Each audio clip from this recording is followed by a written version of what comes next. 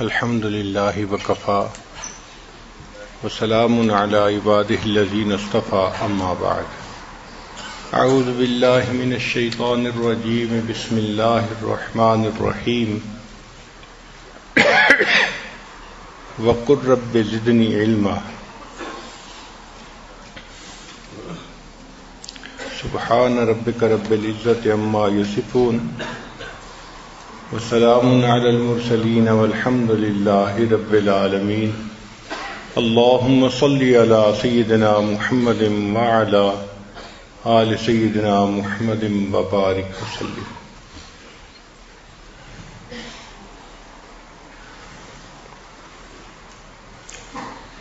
نبی علیہ الصلوۃ والسلام نے ارشاد فرمایا العلم نور، علم روشنی ہے۔ اس سے نتیجہ نکلا کہ جہالت اندھیرا ہے، لہذا دین اسلام اندھیرے سے نکال کر ہمیں روشنی کی طرف لاتا ہے۔ دین اسلام نے علم کی اتنی اہمیت بیان کی ہے کہ اتنا کسی اور نے بیان نہیں کی۔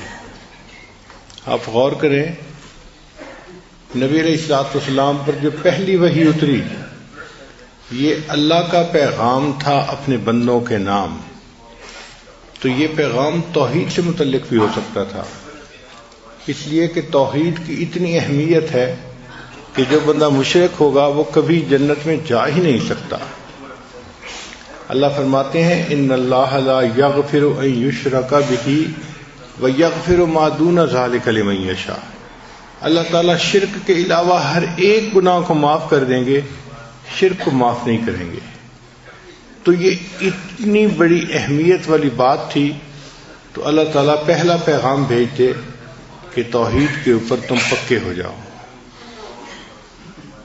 اگر یہ نہیں تھا تو اللہ تعالیٰ رسالت کے بارے میں بتا دیتے کہ تم میرے رسول کو مانو اور ان کی باتوں پہ عمل کرو، اس لیے کہ رسالت کے بغیر انسان کا ایمان مکمل نہیں ہوتا۔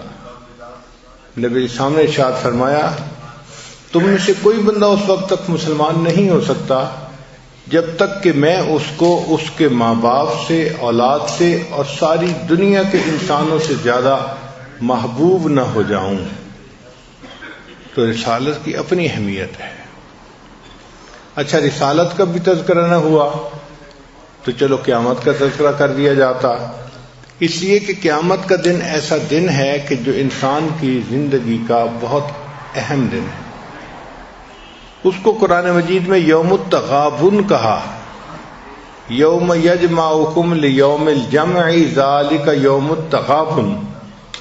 تغابن کا معنی ہوتا ہے فیصلہ، نکھار کر دینا، فرق کر دینا۔ تو یوم التغابن کا کیا معنی؟ اے انسان، یہ تیرے لیے فیصلے کا دن ہے، یا تو زندگی کی بازی جیت جائے گا یا زندگی کی بازی ہار جائے گا۔ اگر یہ ہار جیت کا دن تھا تو اس کے بارے میں بتا دیتے، مگر اللہ تعالیٰ نے جو پہلا پیغام بھیجا نہ وہ توحید سے متعلق تھا، نہ رسالت سے، نہ قیامت کے دن سے، وہ تھا علم سے متعلق۔ اقرأ بسم ربک الذی خلق، خلق الانسان من علق، اقرأ وربک الاکرم الذی علم بالقلم علم الانسان ما لم یعلم۔ علم سے متعلق تھا۔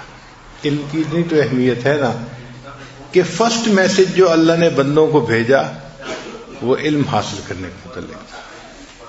تو علم بہت اہمیت رکھتا ہے۔ جس بندے کے پاس علم ہوتا ہے وہ اللہ کا مقرب ہوتا ہے، اور جو علم سے خالی ہو وہ اللہ سے دور ہوتا ہے۔ اللہ تعالیٰ نے قرآن مجید میں فرمایا هل يستوي الذين يعلمون والذين لا يعلمون، کہ کیا علم والے اور بے علم یہ برابر ہو سکتے ہیں؟ انما يتذكر اولو الالباب، اس فرق کو تو وہی پہچانیں گے جو عقل والے ہوں۔ جو بے عقل انسان ہو اسے تو ہماری بحث ہی نہیں ہے، لیکن جو عقل مند ہے وہ کہے گا کہ علم والا اور بے علم یہ برابر نہیں ہوتے۔ چنانچہ نبی علیہ الصلوۃ والسلام نے علم کی اہمیت بیان کی، فرمایا کہ جب کوئی بندہ اپنے گھر سے علم حاصل کرنے کے لیے نکلتا ہے تو ما من رجل خرج من بیتہ لیطلب العلم الا ودت له الملائکۃ اجنحتها رضا لما یصنع، تو فرشتے اس کے پاؤں کے نیچے اپنے پر بچھاتے ہیں. جو طالب علم اپنے گھر سے طلب علم کے لیے نکلتا ہے، فرشتے اس کے پاؤں کے نیچے پر بچھاتے ہیں. اب یہ کوئی عجیب اور اچنبے کی بات نہیں ہے. ہم نے دنیا میں دیکھا ہے جو ڈگنیٹریز ہوتی ہیں یا بڑے کوئی عزت والے لوگ ہوتے ہیں، آج دنیا ایئرپورٹس پہ ان کے پاؤں کے نیچے ریڈ کارپٹ بچھاتی ہے کہ جی فلاں تشریف لائے تھے مہمان اور ان کے لیے ریڈ کارپٹ بچھایا گیا تھا. بھئی اگر دنیا ریڈ کارپٹ بچھاتی ہے تو اللہ تعالیٰ کے فرشتے اپنے پر بچھا دیتے ہیں. یہ محبت کی بات ہے. فرشتوں کو طالب علم سے محبت ایسی ہے، ان کا جی چاہتا ہے کہ اس کے پاؤں زمین پہ نہ پڑے، ہمارے پروں کے اوپر پڑے. جیسے بعض جگہ محبت کی وجہ سے لوگ اپنے محبوب کے آنے پر پھولوں کی پتیاں بچھا دیتے ہیں، اور کئی جگہوں پہ تو اس سے بھی آگے کام. اے باد صبا کچھ تو ہی بتا مہمان جو آنے والے ہیں. اے باد صبا کچھ تو ہی بتا مہمان جو آنے والے ہیں، کلیاں نہ بچھانا راہوں میں ہم پل کے بچھانے والے ہیں. تو آنے والے مہمان کی محبت کی وجہ سے انسان پلکیں بچھاتا ہے. اسی طرح جو لوگ اللہ کے دین کا علم حاصل کرنے کے لیے گھر سے نکلتے ہیں تو فرشتے ان کے پاؤں کے نیچے اپنے پر بچھا دیتے ہیں. یہ احترام ہے اس طالب علم کا جو طلب علم کے لیے گھر سے نکلا ہے. ایک حدیث پاک میں ہے کہ من کان فی طلب العلم کانت الجنت فی طلبہ، کہ جو شخص علم کی طلب میں ہوتا ہے جنت اس بندے کی طلب میں ہوتی ہے. یعنی جنت وش کرتی ہے کہ کاش کہ یہ بندہ میرے اندر آئے. اللہ اکبر کبیرہ. اللہ نے علم کو کیا مقام عطا فرمایا.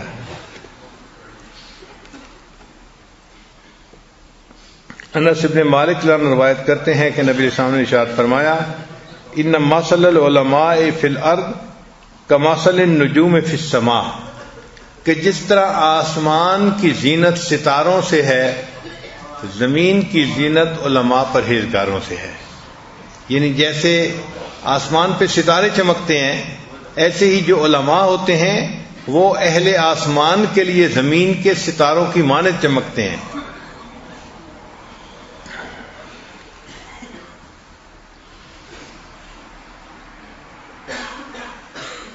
انس نے روایت کرتے ہیں کہ نبی صلی اللہ علیہ وسلم نے فرمایا من سلک طریقا لیطلب فیہ علما سہل اللہ لہ طریقا الی الجنہ، جو علم حاصل کرنے کے لیے علم حاصل کرنے کے راستے میں چلتا ہے اللہ اس کے بدلے اس کا جنت میں جانے کا راستہ آسان کر دیتے ہیں. اس نے علم کی طلب میں سفر کیا، اب اللہ نے اس کا جنت کا راستہ آسان کر دیا.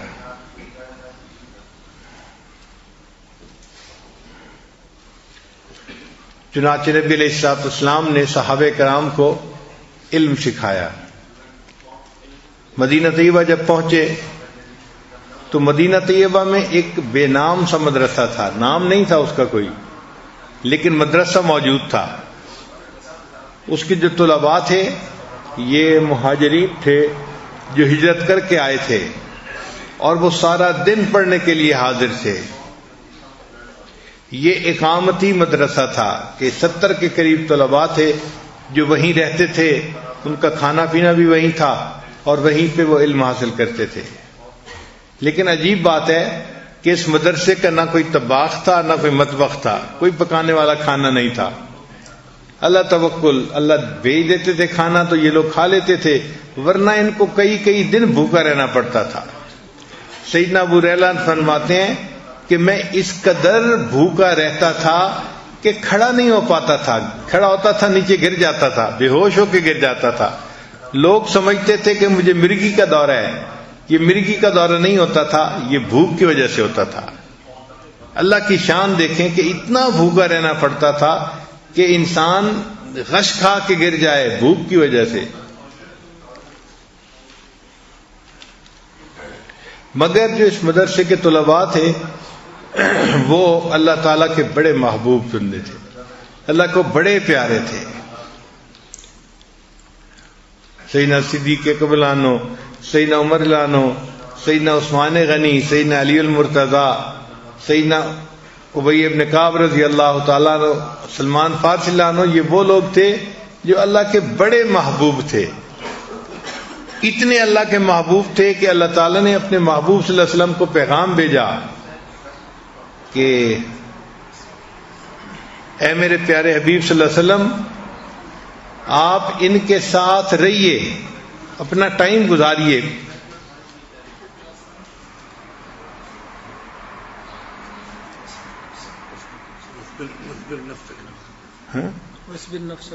وَاصْبِرْ نَفْسَكَ مَعَ الَّذِينَ يَدْعُونَ رَبَّهُمْ بِالْغَدَاةِ وَالْعَشِيِّ يُرِيدُونَ وَجْهَهُ. وَاصْبِرْ نَفْسَكَ، آپ اپنے آپ کو صبر دیجئے، اپنے نفس کو صبر دیجئے. اس کا ہم سمجھنے کے لیے ترجمہ کریں نا اپنی زبان میں تو اللہ تعالیٰ چاہتے ہیں وَاصْبِرْ نَفْسَكَ، اے میرے محبوب صلی اللہ علیہ وسلم آپ اپنے آپ کو نتھی رکھیے ان لوگوں کے ساتھ جو اللہ کی رضا چاہتے ہیں اور اللہ کی یاد میں لگے رہتے ہیں. آپ ان کے ساتھ وقت گزارا کیجئے. تو نبی علیہ الصلوۃ والسلام اپنے گھر سے ان صحابہ کے درمیان آ کر بیٹھے اور فرمایا کہ یہ کیسے لوگ ہیں کہ جن کے درمیان بیٹھنے کے لیے اللہ نے مجھے وحی بھیجی ہے. یہ اللہ کے ایسے پیارے بندے تھے. اور پھر ایک مرتبہ نبی علیہ السلام نے ابن کعب رضی اللہ عنہ سے فرمایا ابن کعب مجھے سورہ بینہ سناؤ. تو ابن کعب رضی اللہ عنہ نے عرض کیا اے اللہ کے حبیب صلی اللہ علیہ وسلم، قرآن تو آپ کے اوپر نازل ہوا، میں آپ کے سامنے پڑھوں؟ تو نبی علیہ السلام نے فرمایا کہ ہاں پڑھو. تو ابن کعب رضی اللہ عنہ بڑے سمجھدار تھے، سمجھ گئے کہ نبی علیہ السلام کو حکم ہوا ہے جو فرما رہے ہیں. تو انہوں نے آگے سے سوال پوچھا اے اللہ کے حبیب صلی اللہ علیہ وسلم اللہ سمانی، کیا اللہ تعالیٰ نے میرا نام لے کر یہ حکم دیا ہے؟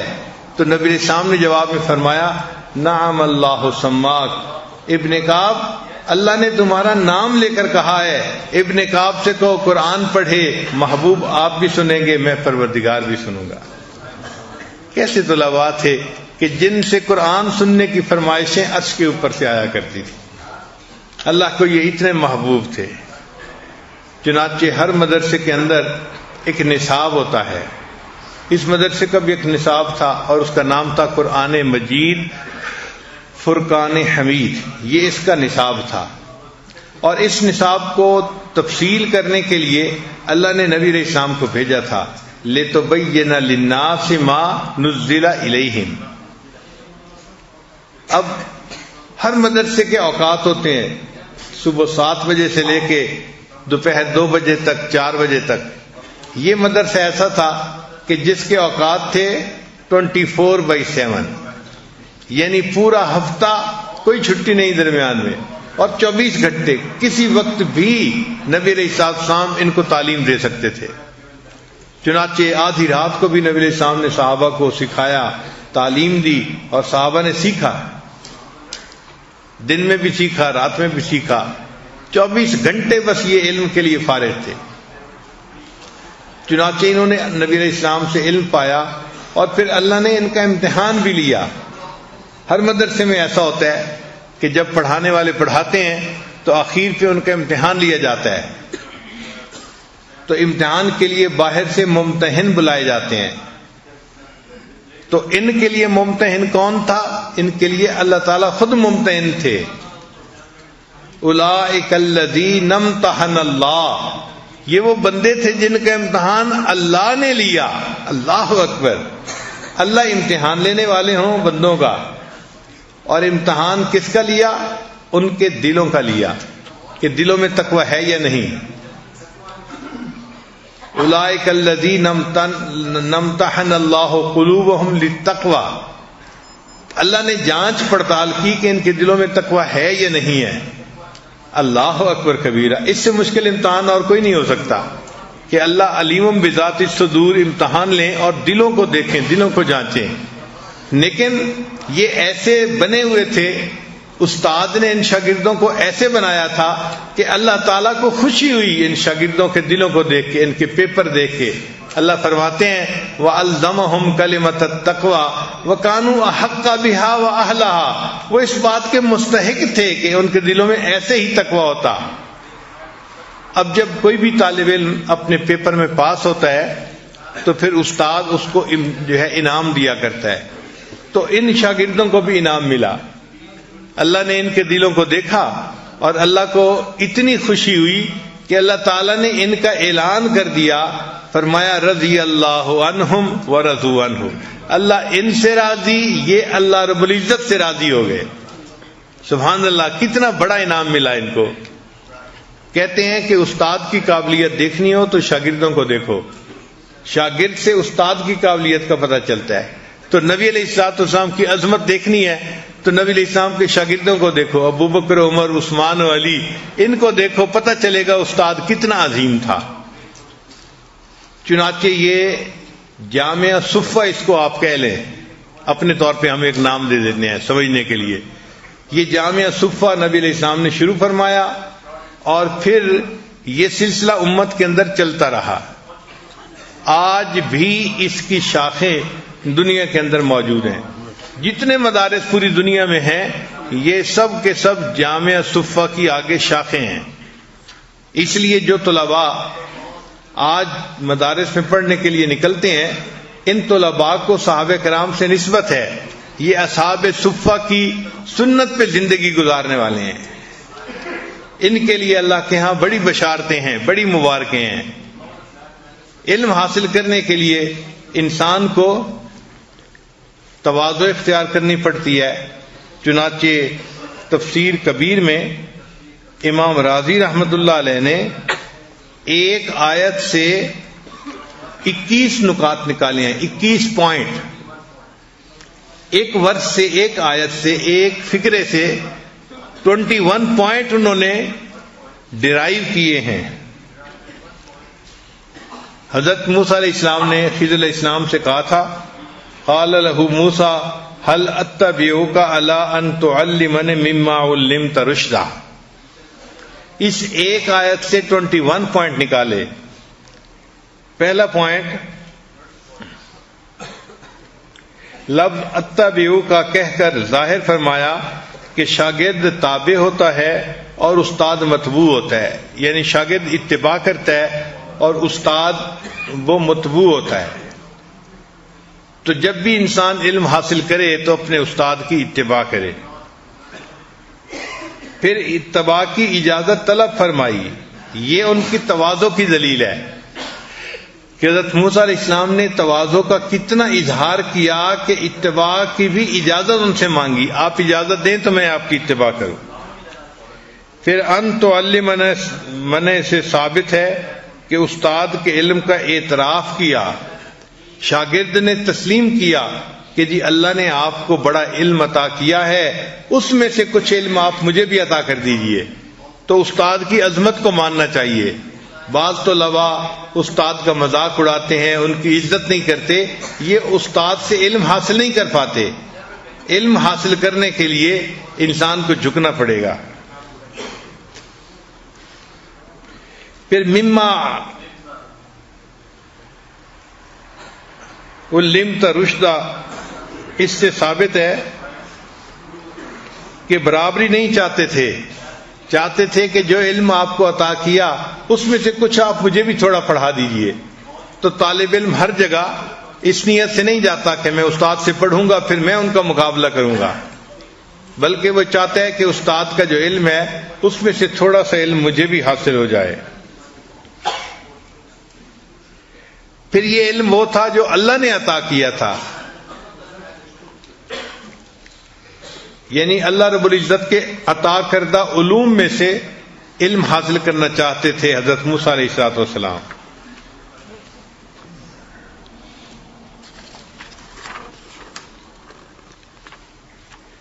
حضرت موسیٰ علیہ السلام کا چل کے جانا، سفر کر کے جانا علم کی طلب کی دلیل ہے کہ ان کے دل میں علم کی طلب تھی، جو اپنے گھر کو چھوڑ کے اپنے استاد کو ڈھونڈا اور اس سے جا کے علم حاصل کرنے کی کوشش کی۔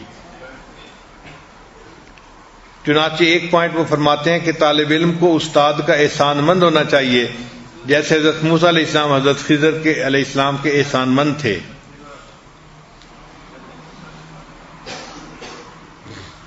پھر اصل مطابقت شاگرد کا استاد کے رنگ میں رنگ جانا ہے، استاد جو کہے اس کو بلا چون و چرا قبول کر لے۔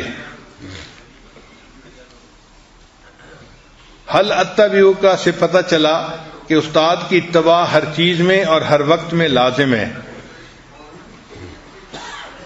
پھر ایک پوائنٹ یہ بھی نکلا کہ شاگرد جتنا چاہے بلند مرتبہ پا لے، مگر استاد کی ہر حال میں اس کو قدر کرنی چاہیے۔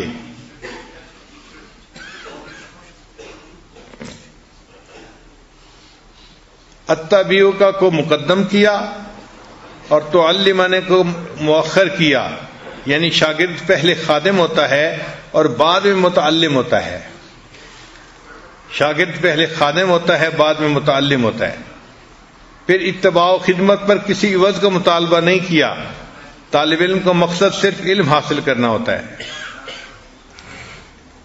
پھر ایک پوائنٹ یہ بھی نکلا کہ طالب علم وہی کامیاب ہوتا ہے جو اپنے آپ کو اپنے استاد کے ہاتھ میں سپرد کر دے، کل میت بین یدی الغسال، جس طرح مردہ غسل دینے والے کے ہاتھ میں ہوتا ہے، غسل دینے والا اس کو دائیں کرے بائیں کرے تو میت آگے سے کوئی حرکت نہیں کرتا، اسی طرح شاگرد اپنے استاد کے ہاتھ میں اپنے آپ کو سپرد کر دے۔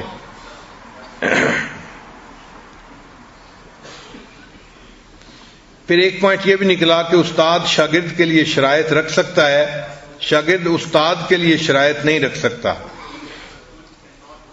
پھر 16واں پوائنٹ کہ طالب علم کو چاہیے کہ اپنی کامیابی کے لیے اللہ سے توفیق مانگتا رہے اور بھروسہ کرے۔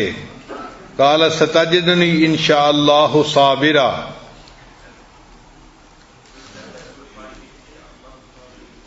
پھر 17واں پوائنٹ یہ ہے کہ شاگرد استاد سے کیوں کا لفظ نہیں کہہ سکتا۔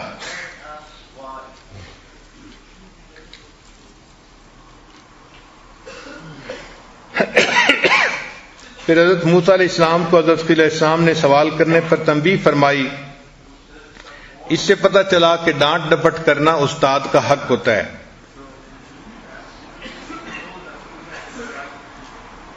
ایک پوائنٹ یہ بھی نکالا کہ طالب علم پڑھ کر بھی اپنے آپ کو کم علم ہی سمجھے۔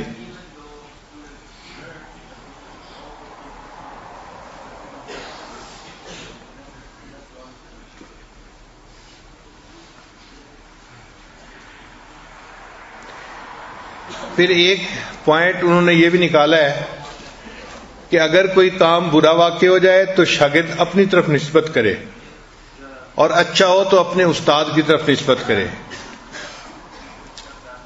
جیسے حضرت موسیٰ علیہ السلام نے کشتی کے اندر سوراخ کر دیا تھا، تو خضر علیہ السلام نے جب اس کو ایکسپلین کیا تو خضر علیہ السلام نے فرمایا فَأَرَدْتُ أَنْ أَعِيبَهَا، میں نے ارادہ کیا، چونکہ کسی دوسرے کی کشتی میں سوراخ کر دینا کوئی اچھا کام نہیں تھا، تو اپنی طرف اس کی نسبت کی، اور جب آگے گئے تو حضرت خضر علیہ السلام نے 2 بچوں کے لیے دیوار کو بنا دیا، تو جب 2 بچوں کے لیے دیوار کو بنا دیا تو یہ ایک اچھا کام تھا، تو اس پر فرماتے ہیں وَأَرَادَ رَبُّكَ، اور تیرے رب نے ارادہ کیا کہ ان کی دیوار کو بنا دیا جائے۔ اس وقت بھی اپنی طرف نسبت کر سکتے تھے نا، مگر انہوں نے اچھے کام کی نسبت اللہ کی طرف کی اور جو کمزور تھا اس کی نسبت اپنی طرف کر لی۔ پھر حضرت موسیٰ علیہ السلام جب جدا ہوئے حضرت خضر علیہ السلام سے تو انہوں نے افسوس کیا۔ اس کا مطلب یہ کہ اہل علم کی جدائی پر بندے کے دل پہ افسوس ہونا چاہیے۔ حدیث مبارکہ بھی ہے کہ نبی علیہ السلام نے فرمایا اللہ تعالیٰ سیدنا موسیٰ علیہ السلام پر رحم فرمائیں، کاش کہ وہ صبر فرماتے تو ہمیں اور باتوں کا پتہ چل جاتا، یعنی اور واقعات پیش آتے اور ان کی بھی تفصیل سامنے آ جاتی۔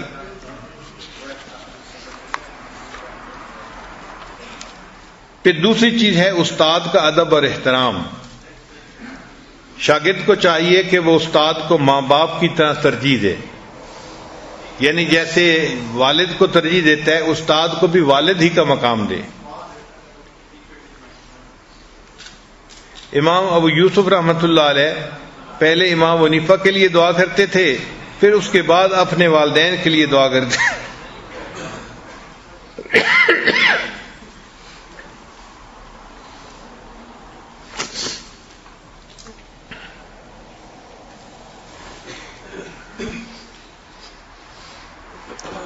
پھر اگر استاد کے پاس جائے تو دروازے کے اوپر انتظار کرے، استاد کو باہر نکلنے کے لیے گھنٹی نہ بجائے، دروازہ نہ بجائے۔ سیدنا عبداللہ ابن عباس عنہ حضرت ابی ابن کعب کے پاس قرآن پڑھنے جاتے اور کبھی بھی ان کا دروازہ نہ کھٹکھٹایا کرتے تھے۔ حضرت زید بن ثابت عنہ سوار ہونے لگے تو ابن عباس عنہ نے ان کے رکاب تھام لیے تھے، یعنی ان کے پاؤں جہاں رکھتے ہیں نا ان کو ہاتھوں سے پکڑ لیا تھا استاد کے احترام کی وجہ سے۔ امام اعظم حنیفہ رحمۃ اللہ 7ویں گلی میں استاد کے گھر کی طرف کبھی پاؤں بھی نہیں کر کے سوتے تھے کہ ادھر میرے استاد کا گھر ہے، اس طرف بھی پاؤں نہیں لمبے کرتے تھے۔ حماد بن سلیمان کی بہن کا بیان ہے کہ امام حنیفہ رحمۃ اللہ ہمارے گھر کے بہت سے کام کرتے تھے۔ امام احمد فرماتے ہیں کہ میں نے 40 سال سے کوئی بھی ایسی نماز نہیں پڑھی کہ جس کے بعد میں نے اپنے استاد امام شافعی کے لیے بخشش کی دعا نہ مانگی ہو۔ استاد سے ایسی محبت ہو کہ انسان نماز پڑھے تو پہلے استاد کے لیے دعا مانگے، پھر ماں باپ کے لیے دعا مانگے۔ پھر تیسرا نقطہ ہے مطالعہ کی اہمیت۔ چنانچہ طالب علم کو چاہیے کہ اس کا سب سے زیادہ جو پسندیدہ شغل ہونا چاہیے وہ مطالعہ ہونا چاہیے، پڑھنا۔ امام محمد رحمۃ اللہ گھنٹوں کتب کا مطالعہ کیا کرتے تھے۔ علامہ انور شاہ کشمیری رحمۃ اللہ کسی کتاب کو طائرانہ نظر سے دیکھتے فرماتے تھے کہ کتاب کے مباحث 15 سال تک میرے حافظے میں محفوظ ہو جاتے تھے۔ طائرانہ نظر سے دیکھتے تھے تو اس کے جو مباحث تھے وہ 15 سال کے لیے محفوظ ہو جاتے تھے۔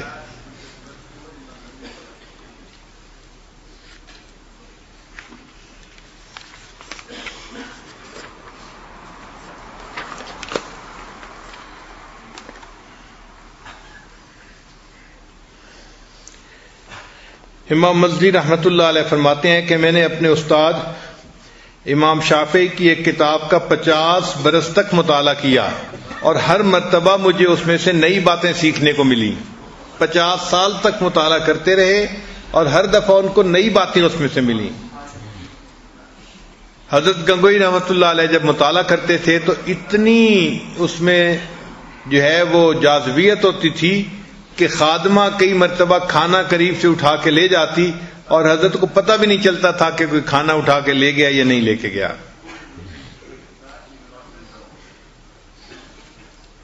پھر چوتھی چیز ہے سبق کی پابندی، کہ اپنے سبق کی پابندی ضرور کرنی چاہیے، سبق میں ناغہ نہیں ہونے دینا چاہیے۔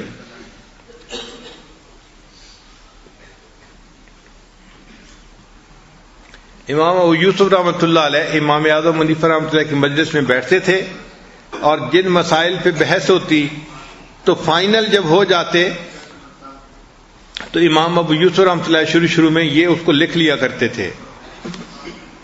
اب یہ کہ ہم ذمہ داری تھی جو ان کے سپرد تھی۔ ایک مرتبہ یہ امام صاحب کی محفل میں صبح آئے تو ان کو تھوڑی دیر بعد اطلاع مل گئی کہ جی گھر میں بیوی کو درد محسوس ہو رہی ہے، بچے کی ولادت کا وقت قریب ہے۔ تو امام صاحب نے اطلاع بھیج دی اپنے بہن کی طرف، رشتہ داروں کی طرف کہ بھئی میری بیوی اس وقت اس حال میں ہے، آپ لوگ جائیں اور اس کے لیے بندوبست کریں۔ اس زمانے میں ہاسپٹل تو ہوتے نہیں تھے، البتہ ایسی عورتیں ہوتی تھیں کہ جو آتی تھیں اور حاملہ عورت کی مدد کرتی تھیں۔ چنانچہ وہ عورت آ گئی اور کچھ دیر کے بعد خبر آئی کہ جی امام صاحب کے ہاں بیٹے کی ولادت ہو گئی۔ تو امام صاحب نے نام سنا تو خوشی کا اظہار کیا کہ الحمدللہ اللہ نے مجھے بیٹا عطا فرمایا۔ تھوڑی دیر گزری تو پھر اطلاع آ گئی کہ جی بیٹے کی طبیعت بہت زیادہ خراب ہو گئی ہے. تو امام صاحب نے پیغام بھجوایا کہ میں دعا کر رہا ہوں اللہ تعالیٰ اس کو شفا عطا فرمائے. تھوڑی دیر کے بعد پھر اطلاع آئی کہ جناب بچے کی وفات ہو گئی. تو امام صاحب نے پیغام بھجوایا اپنے بھائی کو کہ آپ جائیں اور میرے بچے کو نہلا کے کفنا کے یہاں مسجد میں لے آئیں تو جنازے میں میں بھی شریک ہو جاؤں گا. چنانچہ امام صاحب کے بچے کا جنازہ لایا گیا اور امام صاحب نماز میں شریک ہو گئے، چونکہ سارے ہی شریک ہو گئے تھے مجلس میں جتنے لوگ تھے. پھر اس کے بعد قبرستان میں دفن کرنے کے لیے جانا تھا تو امام صاحب نے اپنے بھائی سے کہا کہ آپ میرے اوپر احسان کریں کہ بچے کو دفن کرنے کی ذمہ داری آپ لے لیں. کیونکہ امام صاحب کے بھائی نے بچے کو قبرستان میں جا کے دفن کیا. امام صاحب نے اپنے استاد کی جو مجلس تھی اس میں ناغہ نہیں ہونے دیا. آپ اندازہ لگائیے آج کل کے طلباء معمولی باتوں پہ بہانہ بنا کے سبق کا ناغہ کر لیتے ہیں.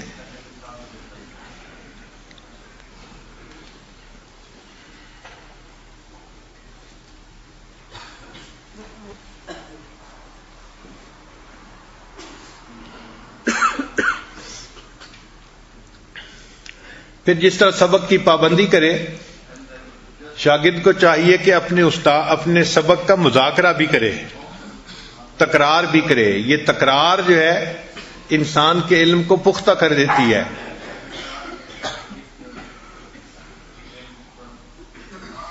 ام دردہ رضی اللہ تعالیٰ نے ایک صحابیہ تھیں. عورتوں نے ایک مرتبہ ان سے بہت ساری باتیں پوچھیں. آخر پر ایک عورت نے کہہ دیا کہ ہم نے آپ کو بہت تنگ کیا، آپ تو بہت تھک گئی ہوں گی، اکتا گئی ہوں گی. تو ام دردہ رضی اللہ عنہا نے جواب دیا نہیں، بلکہ دین کی باتیں بتانے کے بعد تو میں فریش ہو گئی ہوں.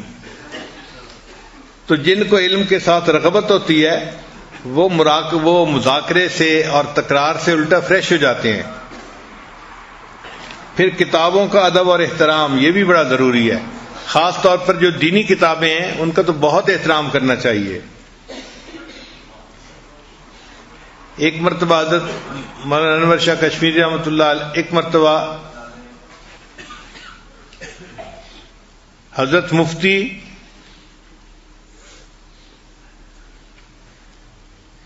جو مفتی ہند کہلاتے تھے، مفتی کفایت اللہ رحمۃ اللہ علیہ، جی جزاکم اللہ، مفتی کفایت اللہ رحمۃ اللہ نے اپنے شاگردوں سے پوچھا کہ بتاؤ انور شاہ کشمیری کیسے بنے.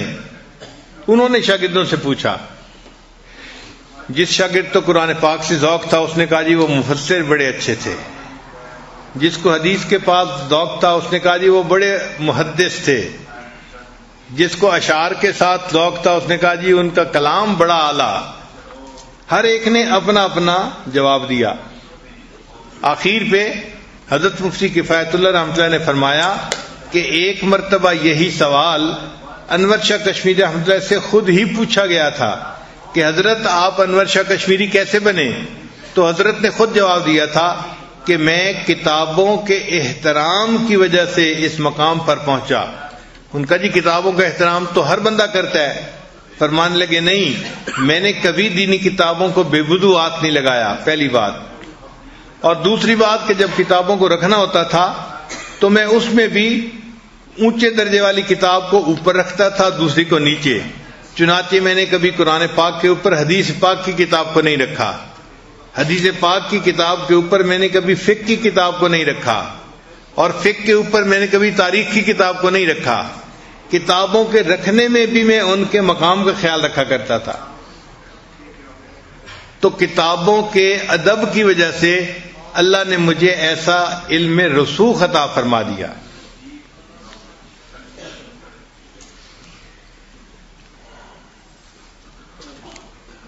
شاہ عبد العزیز رحمۃ اللہ علیہ کے پاس ان کے شاگرد بیٹھے تھے. کتابیں انہوں نے سامنے کھول کے رکھی ہوئی تھیں. اچانک تیز ہوا چلی اور تیز ہوا کی وجہ سے کتاب کے صفحے جو تھے وہ الٹنے لگے. تو شاہ صاحب نے اپنے بچوں کو کہا بھئی کتاب کے صفحے پہ ہاتھ رکھ دو. تو کہتے ہیں کہ سب جو ان کے شاگرد تھے انہوں نے کتاب کے صفحے کے اوپر ہاتھ رکھ دیا. ایک ایسا تھا کہ جو ذرا پیچھے ہٹ کے بیٹھا تھا, اس نے کتاب کے صفحے پہ پاؤں رکھ دیا. کہتے ہیں کہ جس شاگرد نے کتاب کے اوپر پاؤں رکھا تھا بالآخر وہ مرتد ہو گیا, دین اسلام سے ہی محروم ہو گیا. تو دینی کتابوں کی بے قدری سے انسان ہدایت سے ہی محروم ہو جاتا ہے. شمس الائمہ حلوانی رحمۃ اللہ علیہ نے پوری زندگی فرمایا کرتے تھے کہ میں نے کبھی کسی کتاب کو بلا وضو نہیں چھوا. امام سرخسی رحمۃ اللہ علیہ, ان کو ایک دفعہ گیس کی تکلیف تھی تو بار بار وضو کرنا پڑ رہا تھا, مگر وہ بے وضو کتاب کو ہاتھ نہیں لگانا چاہتے تھے, تو انہوں نے 17 مرتبہ وضو کیا مگر کتاب کو باوضو ہی پکڑا, بے وضو نہیں پکڑا. اگر کتاب پکڑانی پڑے تو دینی کتاب پھینک کے نہیں دینی چاہیے, بلکہ دوسرے بندے کے ہاتھ میں پکڑانی چاہیے.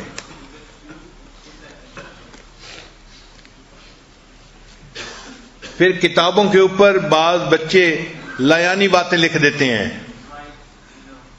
کچھ بنا دیتے ہیں, تصویریں یا ڈرائنگ وغیرہ. ایسے نہیں کرنا چاہیے. اور کتابوں کو اپنے تابع نہ کریں, خود اپنے آپ کو کتابوں کے تابع کیا جائے. پھر اگلا پوائنٹ ہے رزق حلال کا اہتمام. یہ چیز بہت اہمیت رکھتی ہے. جو لوگ دین کے علم حاصل کرنے والے ہیں, جب تک وہ رزق حلال کا اہتمام نہیں کریں گے تو ان کو علم کا نور نصیب نہیں ہوگا. ہمیں ایک مرتبہ خود ایک واقعہ پیش آیا, آپ سے میں شیئر کرتا ہوں کہ ہمارا بیرون ملک میں ایک مدرسہ تھا اور اس میں بچے پڑھتے تھے. ایک مرتبہ میں بچوں کے جائزہ رپورٹ دیکھ رہا تھا کہ کس بچے نے کتنا پڑھا. تو ہمارے ایک دوست تھے, میڈیکل ڈاکٹر تھے, ان کے بچے کا نام آیا اور اس کے اوپر بہت تھوڑی مقدار لکھی ہوئی تھی خواندگی کی, پڑھنے کی, اور ساتھ لکھا ہوا تھا کہ اس بچے کو ہم پڑھاتے ہیں اور یہ بھول جاتا ہے, پھر ہمیں پیچھے سے شروع کرنا پڑتا ہے, پھر پیچھے سے شروع کرنا پڑتا ہے, اس لیے یہ آگے بڑھ ہی نہیں رہا. مجھے حیرت ہوئی. میں نے استاد کو بلا لیا کہ بھئی مسئلہ کیا ہے. استاد نے کہا کہ جی میں اس کے اوپر بڑی محنت کرتا ہوں, ہے ذہین لڑکا, لیکن پتہ نہیں یہ ایک صفحہ آگے چلتا ہے اور پھر پیچھے سارا بھول جاتا ہے, بالکل بلینک. تو مجھے پھر پیچھے سے شروع کرنا پڑتا ہے, پھر 2-4 صفحے پڑھاتا ہوں, پھر پیچھے سے شروع کرنا پڑتا ہے. مجھے لگتا ہے کہ اس کے اندر تو عقل نام کی کوئی چیز ہے ہی نہیں اس لڑکے کے اندر. خیر, ہم نے اس لڑکے کو بلایا. ہم نے اس لڑکے کو بلا کے پوچھا کہ بھئی آپ کی پڑھائی کا مسئلہ کیا ہے. اس نے کہا کہ جی میں اپنے اسکول میں ٹاپر ہوں. جو پریزیڈنشل ایوارڈ لینے والے بچے ہوتے ہیں میں ان میں سے ایک ہوں, یعنی میری اسکول کی پرفارمنس پہ مجھے پریزیڈنٹ کی طرف سے ایوارڈ ملا ہے. اتنا ذہین ہوں میں, لیکن مجھے سمجھ نہیں آتی کہ میں قرآن پاک پڑھنے میں اتنا نالائق کیوں ہوں. محنت تو میں بڑی کرتا ہوں مگر یہ میرے ذہن میں ٹکتا نہیں ہے, بھول جاتا ہے. کہنے لگا جی استاد بھی مجھے پڑھاتے ہیں اور پھر کلاس کے بعد بھی میں استاد سے پڑھتا ہوں, ٹائم بھی زیادہ دیتا ہوں, لیکن مجھے بھی نہیں پتہ چلتا کہ کیوں میرا ذہن دین کے علم میں نہیں چلتا. حالانکہ سائنس میں اتنا سمارٹ ہوں کہ میں اسکول میں پریزیڈنٹ کا ایوارڈ لینے والا اسٹوڈنٹ ہوں. ہمیں اور زیادہ فکر ہو گئی کہ یہ بچہ اسکول میں اتنے ایوارڈ لیتا ہے اور مدرسے میں اس کو ایک صفحہ یاد نہیں ہوتا. تو ہم نے اس بچے کو بلایا اور اس سے بات چیت کی, اللہ سے رجوع کیا, دعائیں مانگی. اللہ کی شان کہ اللہ نے دل میں بات ڈالی کہ اس بچے سے پوچھیں کہ یہ کھاتا کیا ہے. چنانچہ ہم نے اس کو پیار سے پوچھا کہ بتاؤ آپ کو کیا چیز پسند ہے. اس نے کہا جی مجھے میک ڈونلڈ کی نگیٹس بہت اچھی لگتی ہیں اور فلاں ریسٹورنٹ کی فلاں چیز اچھی لگتی ہیں, اور تھینکس گاڈ اٹس فرائیڈے, اس سے جو ہے وہ ہم شام کو کھانا کھاتے ہیں. اور ابو جو ہیں وہ شام کو دفتر سے آتے ہیں تو امی رات کا کھانا گھر میں نہیں بناتی, وہ صرف دوپہر کا بناتی ہیں. رات کو وہ امی کو اور بچوں کو سب کو لے کے جاتے ہیں، اور رات کا کھانا تو ہم باہر ہی کہیں کھاتے ہیں۔ اب ہمیں اندازہ ہو گیا کہ مسئلہ کیا ہے، چنانچہ ہم نے ڈاکٹر صاحب اور ان کی بیوی کو کال کیا کہ جی ٹیچر پیرنٹ ایک میٹنگ ہے، آپ اس میں آئیں۔ وہ دونوں آ گئے۔ ہم نے ان سے کہا کہ جی بات یہ ہے کہ آپ اپنے بچے کو مدرسے سے گھر لے جائیں، ہم اس کو نہیں پڑھا سکتے۔ تو ڈاکٹر صاحب کی تو آنکھوں میں آنسو آ گئے، حضرت میرے بیٹے کو اس مدرسے سے آپ خارج کر رہے ہیں، نکال رہے ہیں۔ میں نے کہا اصل وجہ یہ ہے کہ آپ ایک ایسا کام کر رہے ہیں کہ جس کی وجہ سے علم کا نور اس بچے کے دل میں ٹک ہی نہیں رہا۔ آپ میرے ساتھ وعدہ کریں کہ آپ اس بچے کو کبھی باہر کے ریسٹورنٹ کا کھانا نہیں کھلائیں گے، تو ہم اس کو پڑھاتے ہیں، محنت کرتے ہیں۔ ڈاکٹر صاحب نے وعدہ کیا اور ان کی اہلیہ نے بھی وعدہ کیا کہ جی میں وعدہ کرتی ہوں میں بچے کو گھر کا کھانا خود پکا کے کھلاؤں گی۔ میں نے کہا کہ آپ نمازی عورت ہیں اور پردے دار ہیں، تو اس میں برکت ہوگی جو آپ پکا کے کھلائیں گی، بچے کو باہر کا کھانا نہ کھلائیں۔ ماں باپ نے وعدہ کیا اور گھر کا کھانا کھلانا شروع کیا۔ اللہ کی شان دیکھیں، اگلے 1 سال میں اس بچے نے پورا قرآن مجید مکمل پڑھ لیا، 1 سال کے اندر، اور حالانکہ پہلے 1 سال میں وہ قاعدہ بھی ختم نہیں کر سکا تھا۔ تو رزق حلال کا بھی بہت اثر ہوتا ہے۔ جو طلباء رزق حلال کا اہتمام کرتے ہیں، پھر اللہ تعالیٰ ان کے سینوں میں علم کے نور کو جمع فرما دیتے ہیں۔ ایک سوال اور پیدا ہوتا ہے کہ علم حاصل کرنے کی نیت کیا ہونی چاہیے؟ کہ میں عالم بنوں گا اور میں لوگوں کے اوپر اپنا علم ظاہر کروں گا کہ میں کتنا بڑا عالم ہوں؟ نہیں، علم حاصل کرنے کے لیے ہمیشہ نیت یہ رکھنی چاہیے کہ علم عبادت ہے اور میں عبادت کر رہا ہوں۔ علم حاصل کرنا عبادت ہے کہ میں عبادت کر رہا ہوں۔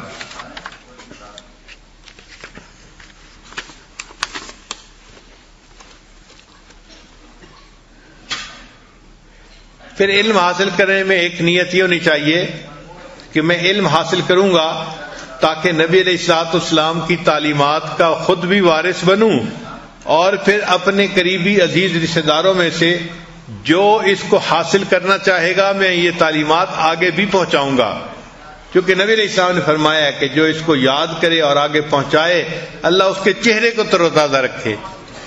تو اس نیت کو کرنے سے اس کو ثواب بھی ملے گا اور علم بھی حاصل ہوگا۔ پھر انسان علم اس لیے حاصل کرے کہ اللہ کو علم پسند ہے، میں علم حاصل کروں گا تو اللہ کی نظر میں میری قدر و منزلت بڑھ جائے گی۔ پھر علم اس لیے حاصل کرے کہ انسان سوچے کہ علم معرفت کا دوسرا نام ہے، میں علم حاصل کروں گا تو مجھے اللہ کی معرفت حاصل ہو جائے گی۔ پھر علم عبادت ہے جس پہ ثواب ملتا ہے، تو مجھے علم حاصل کرنے پر ثواب نصیب ہوگا۔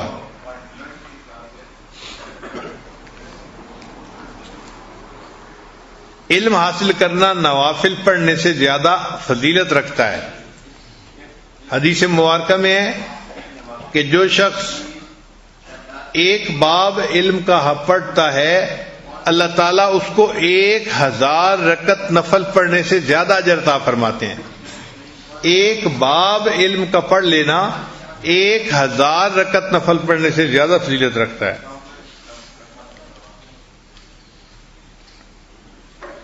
پھر علم اس نیت سے بھی حاصل کرے کہ حدیث پاک میں ہے کہ جو بندہ علم حاصل کرتا ہے اس کے لیے ہوا میں پرندے اور زمین کے اندر چونٹیاں اور پانی کے اندر مچھلیاں استغفار کرتی ہیں۔ تو یہ نیت ہو کہ میں علم حاصل کروں گا تو اللہ کی مخلوق میرے بہاف پہ استغفار کرے گی، اللہ میرے گناہوں کو معاف فرما دیں گے۔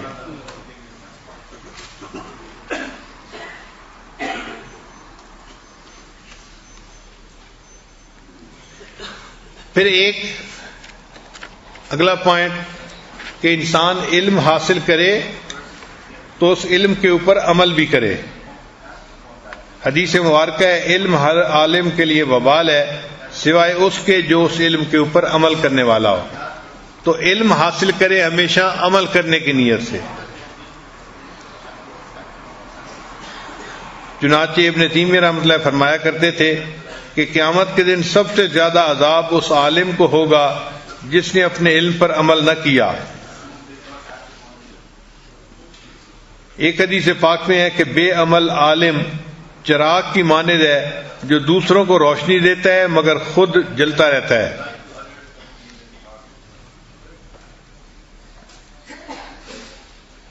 سلف صالحین کا ایک قول ہے عجیب سا، فرماتے ہیں کہ زمانہ طالب علمی میں جو شخص گناہوں سے نہیں بچتا اللہ تعالیٰ 3 چیزوں میں سے ایک میں اس کو ضرور مبتلا کر دیتے ہیں۔ جو شخص زمانہ طالب علم میں گناہوں سے نہیں بچتا تو اللہ تعالیٰ اس کو 3 میں سے ایک مصیبت میں ضرور گرفتار کرتے ہیں۔ پہلی مصیبت، یا تو وہ عین جوانی میں مر جاتا ہے اور علم سے فائدہ نہیں اٹھا پاتا۔ دوسری بات، باوجود علمی کمال کے ایسی جگہوں پہ مارا پھرتا ہے جہاں اس کا علم ضائع ہو جاتا ہے اور علم کی اشاعت وہ نہیں کر پاتا۔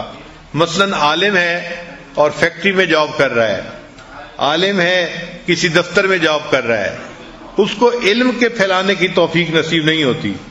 اور تیسری بات، کسی حاکم یا بادشاہ کی خدمت کی ذلت اس کو برداشت کرنی پڑتی ہے۔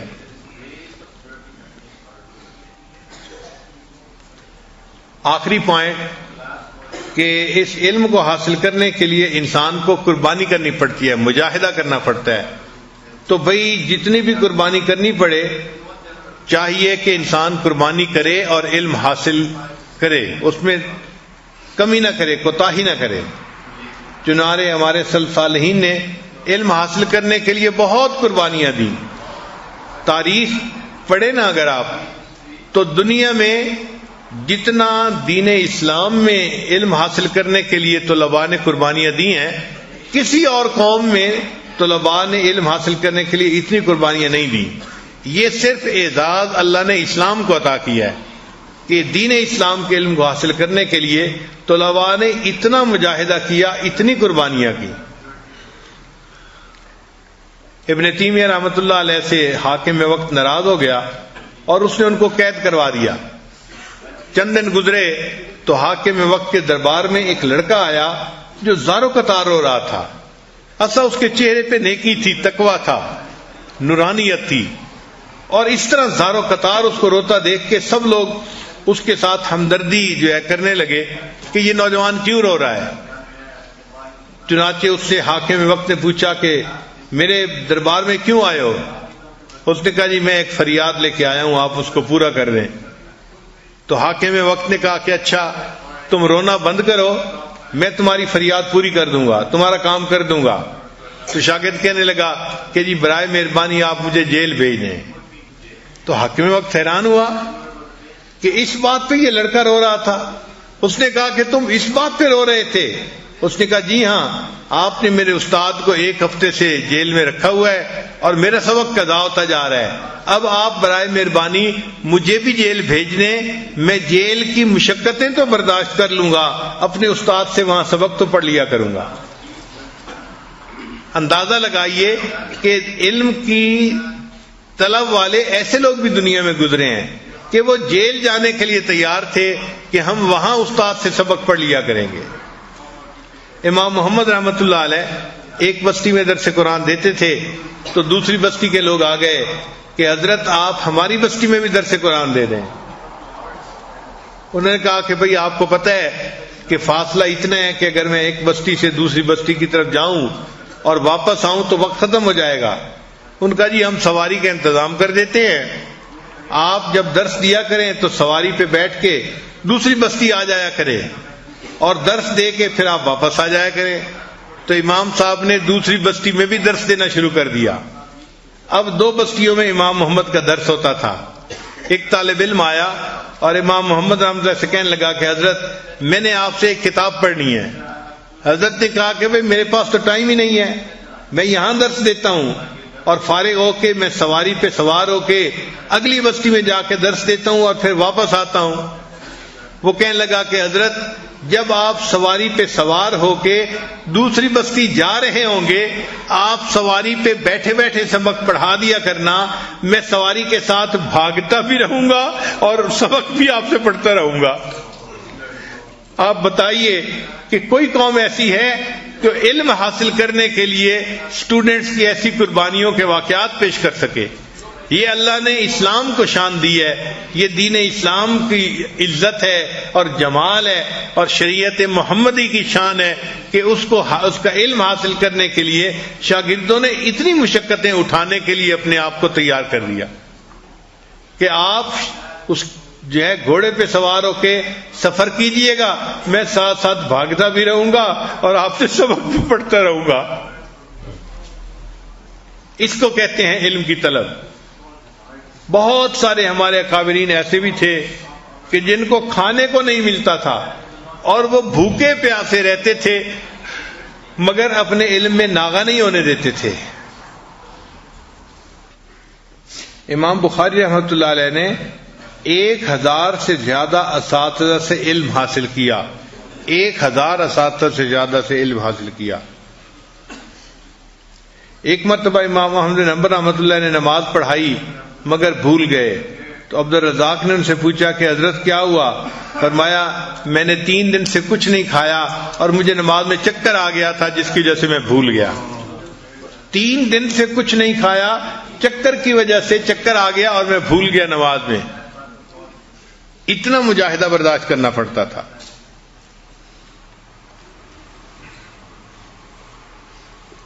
چنانچہ 3 دوست تھے،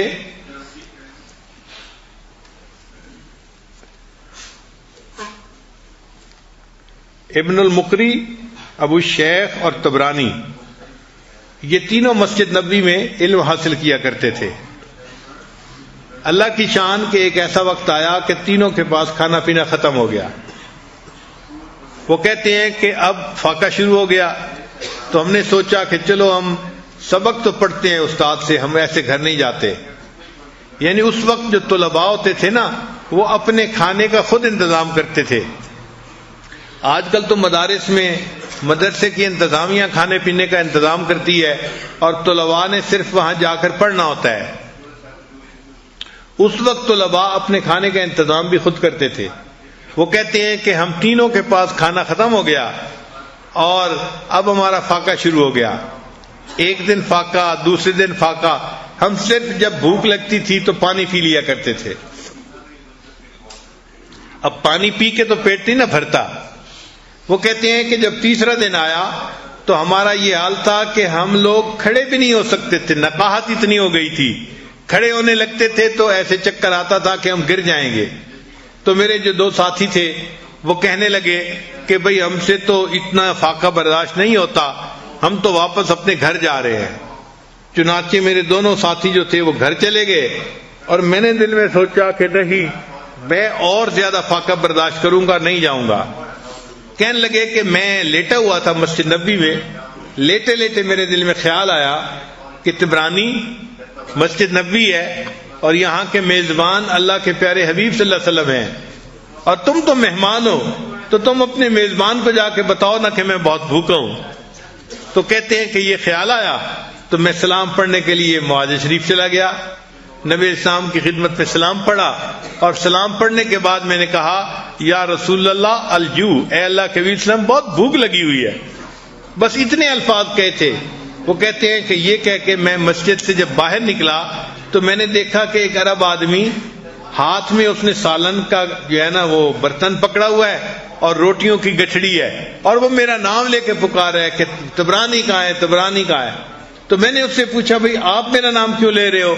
اس نے کہا میں مسجد کا پڑوسی ہوں، میرے گھر کی دیوار اور مسجد نبوی کی دیوار ایک ہے۔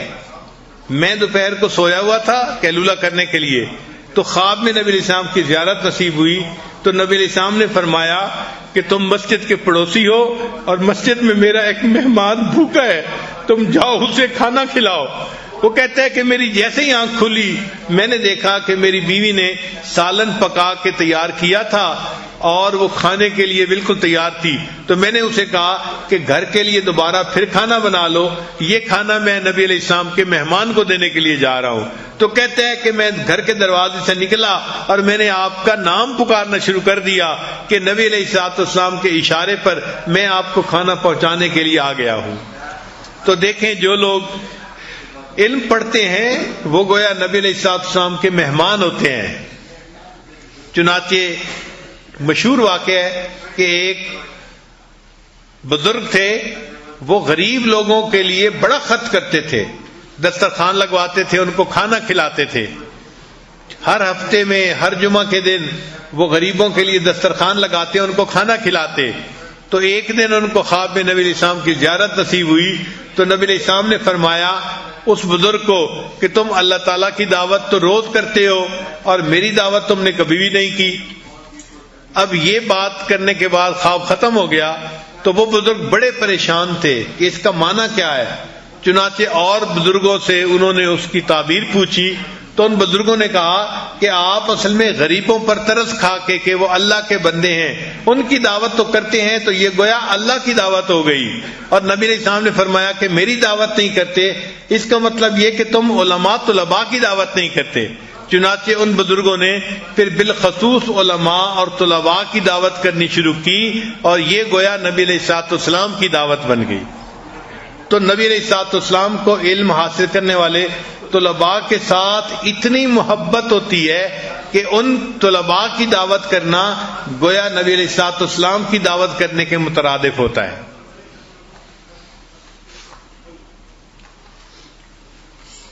ہمارے بعض بزرگ ایسے بھی گزرے ہیں، چنانچہ کتابوں میں لکھا ہے کہ امام ابو علی بلخی رحمۃ اللہ علیہ فرماتے ہیں کہ میرے اوپر کئی دن کا فاقہ ہوتا تھا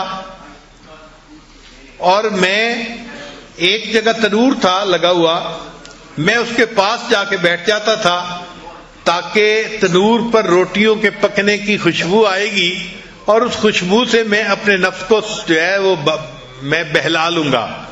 تو میں پاس بیٹھ کے مطالعہ کرتا رہتا تھا مگر خود میں کھا نہیں سکتا تھا، مگر روٹیوں کی خوشبو سے میں اپنے نفس کو صبر کی تلقین کرتا رہتا تھا اور اس طرح میرا دن گزر جاتا تھا. آپ اندازہ لگائیے کتنا ان کو بھوک کا مجاہدہ برداشت کرنا پڑا ہوگا کہ کھانے کو نہیں ملتا تھا، صرف روٹی کی مہک، پکنے کی مہک سونگھ کے وہ اپنا دن گزار لیا کرتے تھے. اور اس سے بھی زیادہ حضرت شاہ عبد القادر رحمۃ اللہ علیہ کے حالات زندگی میں لکھا ہے کہ وہ جب آئے تو دارالعلوم میں ان کو کہا گیا کہ آپ کو داخلہ نہیں مل سکتا، اس لیے کہ دارالعلوم کے جتنے طلباء ہیں بستی کے لوگوں نے ان کا اپنے اپنے گھر کھانا پکانے کا ذمہ داری لے لی.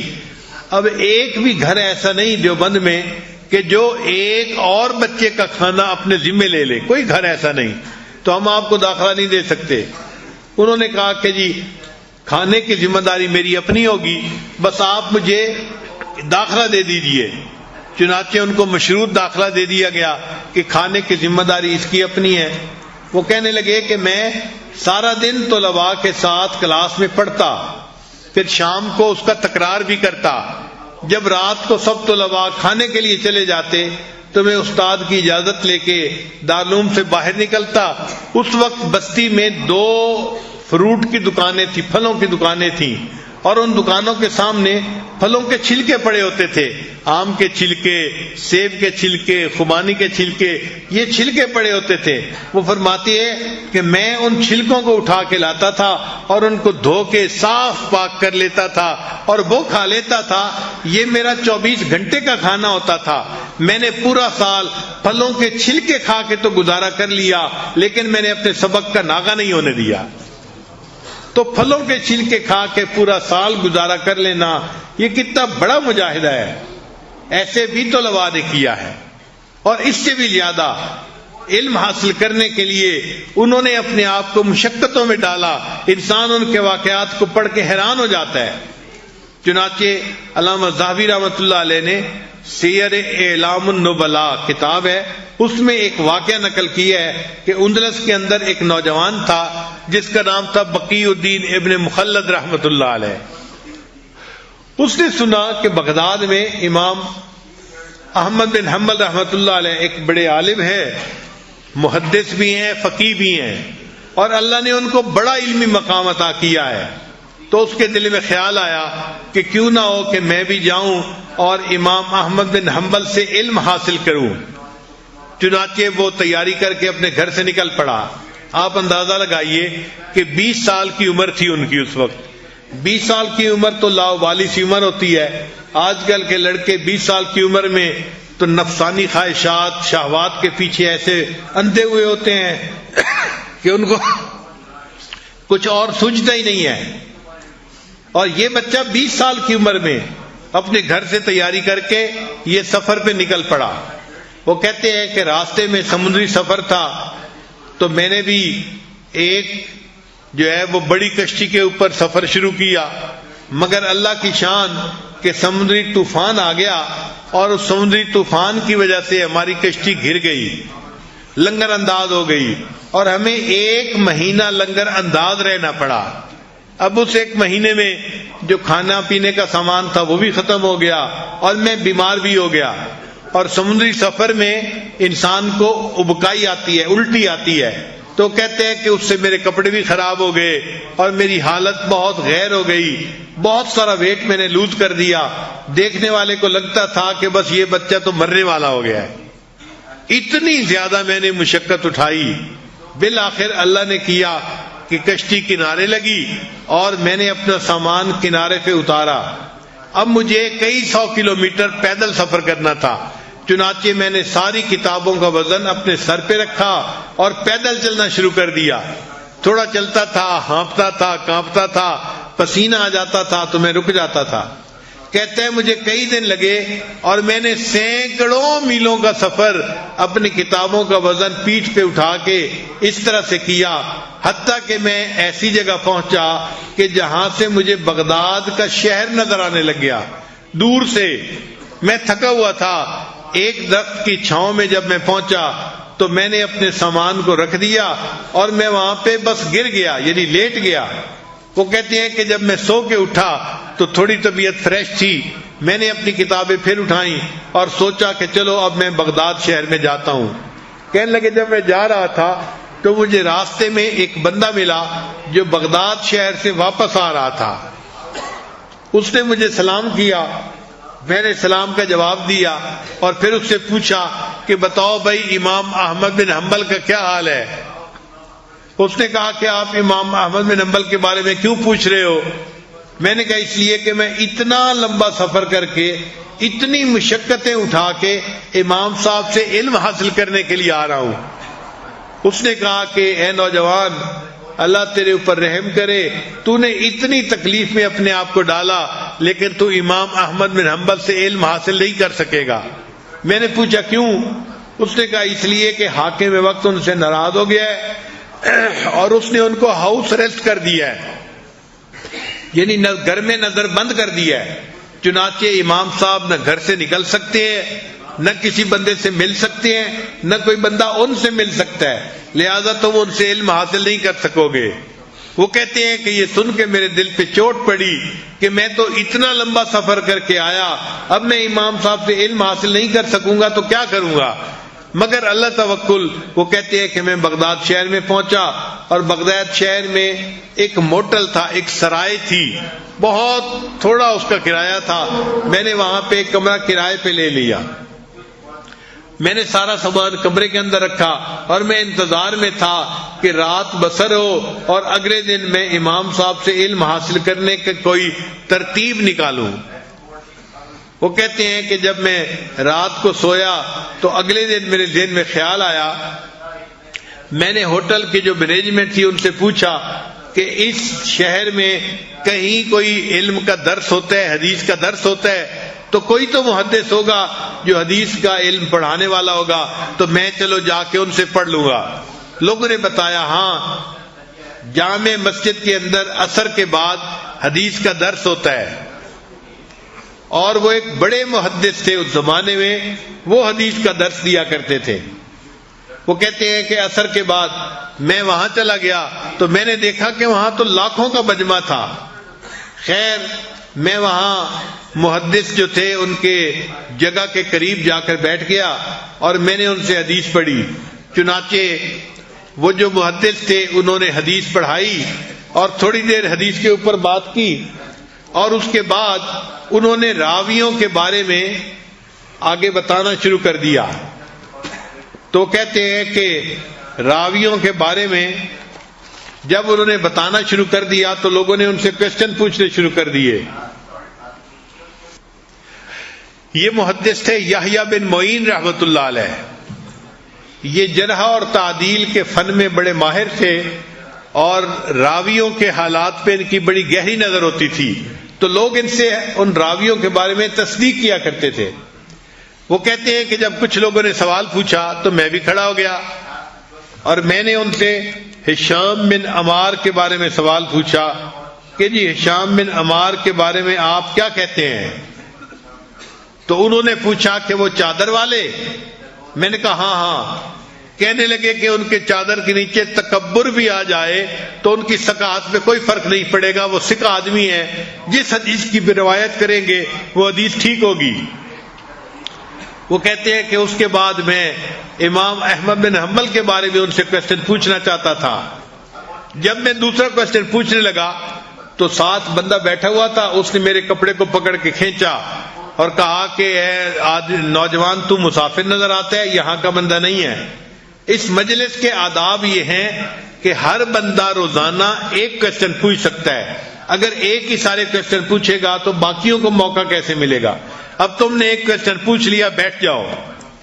وہ کہتے ہیں کہ اس وقت مجھے حیرت ہوئی کہ اصل کوشچن تو وہ تھا جو میں اب پوچھنا چاہتا تھا. پہلا کوشچن تو ایسے ہی میں نے پوچھ لیا. تو کہتے ہیں کہ میں نے رونے والی آواز بنا کے کہا کہ میں تو مسافر ہوں اور مجھے اس اصول کا پتہ نہیں تھا, پتہ ہوتا تو میں دوسرا کوشچن پہلے پوچھتا. تو آپ پلیز مجھے موقع دے دیں کہ میں دوسرا کوشچن پوچھ لوں. تو میری روتی ہوئی آواز سن کے انہیں میرے اوپر ترس آ گیا اور مجمع نے کہا کہ اچھا آپ ایک کوشچن اور پوچھ لیں. جب مجھے اجازت مل گئی تو وہ کہتے ہیں کہ میں نے یحییٰ بن معین رحمۃ اللہ علیہ سے پوچھا کہ آپ بتائیں کہ آپ امام احمد بن حنبل کے بارے میں کیا کہتے ہیں. وہ کہتے ہیں جیسے میں نے امام احمد بن حنبل کا نام لیا تو مجمع کے اوپر سناٹا طاری ہو گیا, چونکہ شہر کے لوگ تو حالات جانتے تھے نا کہ یہ بندہ حاکم وقت کی نظر میں پسندیدہ بندہ نہیں ہے, ان کو نظر بند کر دیا گیا ہے اور جو اس کا نام لے گا وہ بھی حاکم وقت کے عتاب میں آئے گا. اور مجھے تو حالات کا پتہ نہیں تھا, میں نے امام احمد بن حنبل کا نام لے دیا. کہتے ہیں جب میں نے نام لے دیا تو یحییٰ بن معین رحمۃ اللہ علیہ تھوڑی دیر کے لیے سر جھکا کے بیٹھ گئے, خاموش تھے, کوئی جواب نہیں دیا. اور تھوڑی دیر کے بعد سر اٹھایا اور سر اٹھا کے ایک ٹھنڈی سانس لی اور کہا کہ آپ نے امام احمد بن حنبل کے بارے میں پوچھا ہے. امام احمد بن حنبل تو شیخ الاسلام ہیں, وہ تو بڑے مرتبے والے بندے ہیں, جس حدیث کی روایت کرے وہ حدیث بڑی مضبوط ہوتی ہے. یعنی انہوں نے امام احمد بن حنبل کی بڑی تعریف کی. وہ کہتے ہیں کہ جب میں نے امام احمد بن حنبل کی تعریف ہوتے سنی تو میں نے دل میں پکا ارادہ کر لیا اب جو بھی ہوگا میں امام احمد بن حنبل سے ضرور حدیث کا علم حاصل کروں گا, لیکن کیسے حاصل کروں اس کی کوئی صورت نظر نہیں آتی تھی. وہ کہتے ہیں کہ جب درس ختم ہو گیا سب لوگ اپنے گھروں کو جانے لگے تو میں نے قریب کے ایک نوجوان کو کہا کہ پلیز آپ ایسا کریں مجھے امام احمد بن حنبل کا گھر دکھا دیں. اس نے کہا بھائی نہ, اگر میں ان کا گھر دکھاؤں گا پولیس کو پتہ چل گیا تجھے بھی سزا ملے گی مجھے بھی سزا ملے گی, میں اپنے آپ کو مصیبت میں کیوں ڈالوں. وہ کہتے ہیں کہ میں نے ایک اور نوجوان کو کہا کہ ایسا کرو کہ مجھے لے کے امام احمد بن حنبل کے دروازے سے گزر جاؤ اور جب گزرنے لگو تو آنکھ کے اشارے سے بتا دینا کہ یہ امام احمد بن حنبل کے گھر کا دروازہ ہے, پھر آگے میرا کام میں جانوں میں نے کیسے علم حاصل کرنا ہے. اس پہ وہ تیار ہو گیا اور وہ مجھے لے کے چلا. میں نے راستے کو اچھی طرح یاد کر لیا. وہ امام صاحب کے دروازے سے گزرتے ہوئے اس نے مجھے کہا کہ اچھا یہ جو بائیں طرف ہے نا یہ امام احمد بن حنبل کا دروازہ ہے. میں نے وہ دروازہ دیکھ لیا اور اس جو ہے گلی کو اچھی طرح یاد کر لیا. وہ بندہ آگے چلا گیا اور میں بھی اس کے ساتھ آگے چلا گیا. اب میں جب اپنے کمرے میں پہنچا تو میں سوچتا رہا کہ میں نے امام احمد بن حنبل کا گھر تو دیکھ لیا ہے لیکن میں ان سے علم حاصل کیسے کروں گا. ساری رات سوچتا رہا, ترکیب بناتا رہا, مگر میرے ذہن میں کوئی خیال نہیں آتا تھا. اگلے دن میرے ذہن میں ایک ترکیب آئی اور وہ ترکیب کیا تھی؟ وہ کہتا ہے کہ میں نے پھٹے ہوئے کپڑے پہنے. یہ طالب علم ہے جو علم حاصل کرنا چاہتا ہے، حدیث کا علم حاصل کرنا چاہتا ہے. وہ کہتے ہیں کہ میں نے پھٹے ہوئے کپڑے پہنے کہ دیکھنے سے میں لوگوں کو ایک سوالی نظر آؤں، ایک سائل نظر آؤں، ایک گداگر نظر آؤں. اور وہ پھٹے ہوئے کپڑے پہن کے میں نے اپنے ایک ہاتھ میں ایک برتن لے لیا جیسے کوئی سائل ہوتا ہے، اور باہر نکل کے میں نے ایک لکڑی بھی ہاتھ میں پکڑ لی اور اپنے گھٹنے کو بھی کپڑے سے باندھ لیا جیسے کوئی زخم ہوتا ہے، تو دیکھنے سے بھی پتہ چلے کہ یہ بندہ کوئی گداگر ہے جو مانگ رہا ہے. اور کہتا ہے کہ میں نے اونچی آواز سے کہنا شروع کر دیا اجرکم علی اللہ، اجرکم علی اللہ. اس زمانے میں جو گداگر ہوتے تھے وہ روٹی کا سوال نہیں کرتے تھے، صرف یہ کہتے تھے اجرکم علی اللہ، کہ تمہیں اللہ اجر دے گا. لوگ سمجھ لیتے تھے یہ محتاج ہے، فقیر ہے، سائل ہے، اس کو کچھ چاہیے، تو لوگ کچھ دے دیا کرتے تھے. وہ کہتے ہیں کہ میں نے ہوٹل کے باہر نکل کے اونچی آواز سے یہ کہنا شروع کر دیا. اب لوگ میری طرف دیکھتے تو بعض لوگ کنفیوز ہو جاتے. میں چہرے سے نوجوان نظر آتا تھا لیکن حالت میری ایسی تھی کہ کپڑے بھی پھٹے ہوئے تھے اور میرے ہاتھ میں کشکول بھی تھا اور میں سائل نظر آتا تھا. تو کچھ بندہ کچھ دیتا، کچھ بندہ نہ دیتا. میں شہر کے اندر سارا دن بھیک مانگتا رہا تاکہ لوگوں کو یہ تعارف ہو جائے کہ یہ کوئی بھیک مانگنے والا گداگر ہے، سائل ہے. کہنے لگا کہ جب عصر کا وقت ہوا تو بھیک مانگتے مانگتے میں امام احمد بن حنبل کے دروازے پہ جا پہنچا اور میں نے وہاں جا کے زور سے صدا لگائی اجرکم علی اللہ، اجرکم علی اللہ.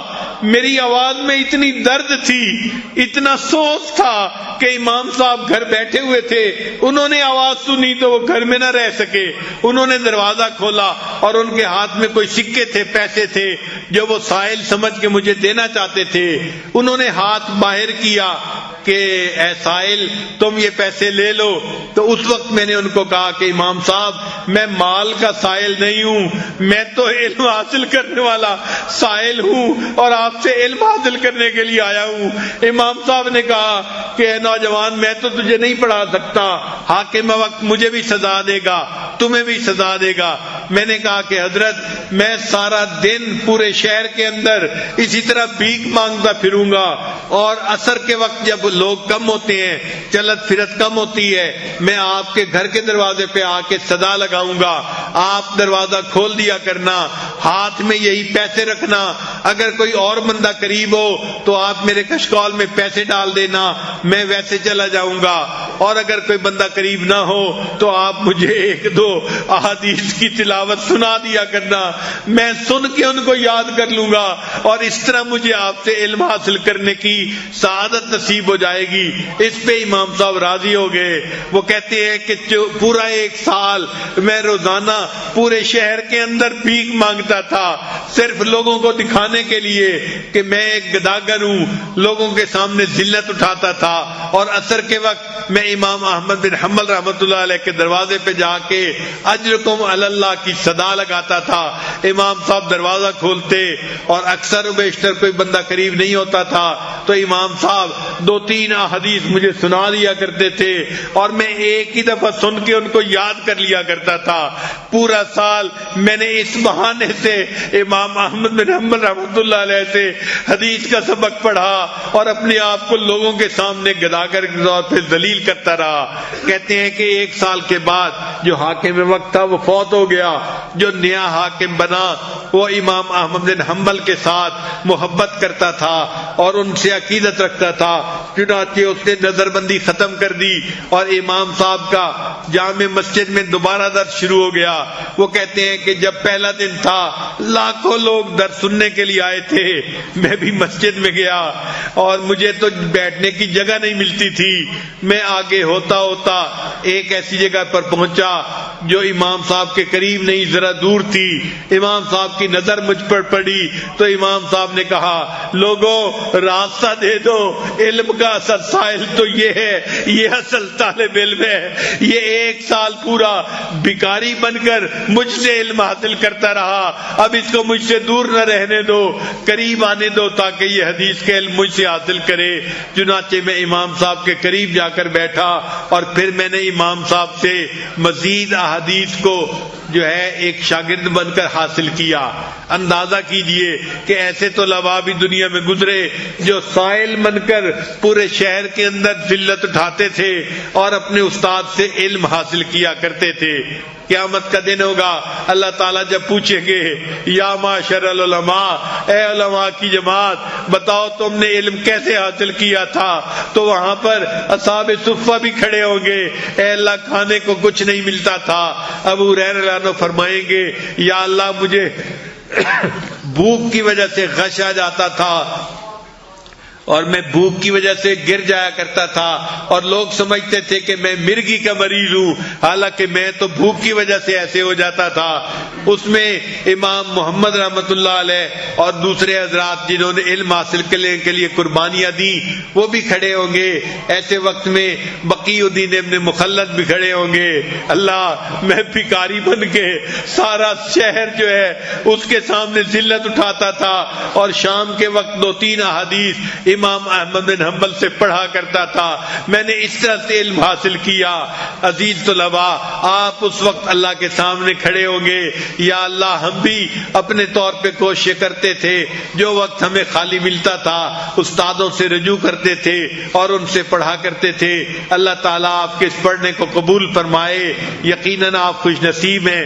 آپ ذرا بات کو غور سے سمجھیے گا، اللہ نے ہر بندے کے سامنے آج کچھ نہ کچھ رکھ دیا ہے۔ کسی کے سامنے اللہ نے پتھر کو رکھ دیا ہے، اینٹ کو رکھ دیا ہے، وہ اینٹ کو اینٹ سے جوڑتا رہتا ہے، ہم اسے میسن کہتے ہیں، اسی پر اس کا گزارا ہے، سارا دن اسی میں اس کا گزر جاتا ہے۔ کسی کے سامنے اللہ نے کپڑے کو رکھ دیا، وہ کپڑے کو کاٹتا ہے، پھر کپڑے کو جوڑتا ہے، ہم اس کو ٹیلر کہتے ہیں کہ یہ ٹیلر ماسٹر ہے، یہ درزی ہے، اور اسی میں اس کی زندگی گزر جاتی ہے۔ کسی کے سامنے اللہ نے لکڑی کو رکھ دیا، وہ لکڑی کو کاٹتا ہے، جوڑتا ہے، فرنیچر بناتا ہے، ہم اس کو کہتے ہیں کہ یہ کارپینٹر ہے۔ کسی کے سامنے اللہ نے لوہے کو رکھ دیا، یہ بندہ لوہے کے فرزوں کو کھولتا ہے پھر ان کو جوڑتا ہے، ہم اس کو مکینک کہتے ہیں۔ اس کی زندگی اسی میں گزرتی ہے اور اسی میں وہ پوری زندگی گزارتا ہے۔ تو کتنی عجیب بات ہے، کسی کے سامنے اللہ نے اینٹ رکھ دی، کسی کے سامنے کپڑا رکھ دیا، کسی کے سامنے اللہ نے لوہے کو رکھ دیا، کسی کے سامنے اللہ نے لکڑی کو رکھ دیا۔ آپ عزیز طلباء وہ خوش نصیب لوگ ہیں، اللہ نے آپ کی جھولی میں قرآن رکھ دیا، نبی علیہ السلام کا فرمان رکھ دیا۔ آپ کتنے خوش نصیب ہیں، قیامت کے دن آپ اللہ کو کہیں گے اللہ ہم سارا دن قرآن پڑھتے تھے، حدیث پڑھتے تھے اور اس علم کو حاصل کرنے میں ہم نے پوری زندگی گزار دی تھی۔ قیامت کے دن آپ اللہ کو جواب دیں گے اللہ تیرے کعبے کو جبینوں سے بسایا ہم نے، تیرے قرآن کو سینوں سے لگایا ہم نے، اے اللہ تیرے قرآن کو سینوں سے لگا کے ہم گھروں سے نکل کے مدارس میں جاتے تھے اور وہاں جا کے علم حاصل کیا کرتے تھے، اور اے اللہ ہم نے تو پوری زندگی اس علم کے حاصل کرنے میں گزاری۔ چنانچہ اللہ تعالیٰ قیامت کے دن آپ پر رحمت کی نظر ڈالیں گے۔ حضرت مولانا یوسف بن نوری رحمت اللہ علیہ طلباء کے سامنے حدیث پڑھا کرتے تھے، فرماتے تھے کہ اللہ تعالیٰ قیامت کے دن فرمائیں گے یا معاشر العلماء، اے علماء کی جماعت، لم ادا علمی فیکم لأعذبکم، میں نے تمہارے سینوں کے اندر علم اس لیے نہیں بھرا تھا کہ آج میں ساری مخلوق کے سامنے تمہیں رسوا کروں، جاؤ تمہارا حساب لیتے ہوئے مجھے شرم آتی ہے، بلا حساب جنت کے اندر داخل ہو جاؤ۔ انشاءاللہ وہ ایسا دن ہوگا جب طلباء علماء بلا حساب جنت جائیں گے، اللہ کی رحمت کی نظر ہوگی اور اللہ تعالیٰ اس دن ہمیں رسوا ہونے سے محفوظ فرمائیں گے، اور ہم بھی اللہ کی بارگاہ میں عرض کریں گے یا اللہ تیرے محبوب کی یا رب شباہت لے کے آیا ہوں، حقیقت اس کو تو کر دے، میں صورت لے کے آیا ہوں۔ اللہ تعالیٰ ہماری صورتوں کو قبول فرما لے اور اسی پر اللہ ہمیں قیامت کے دن سرخرو فرما دے اور ہمیں ایک مثالی شاگرد بن کر زندگی گزارنے کی توفیق عطا فرمائے۔ وآخر دعوانا ان الحمد للہ رب العالمین. تھوڑی دیر کے لیے سب حضرات آنکھوں کو بند کر لیجئے، سر کو جھکا لیجئے، مراقبہ کر لیجئے، اللہ سے لو لگا کے بیٹھ جائیے. انسان جب اپنے اندر جھانکتا ہے اسے اپنی اصل تصویر نظر آتی ہے. اپنے من کے دریچے کو کھولیے، اپنی اصل تصویر کو دیکھیے.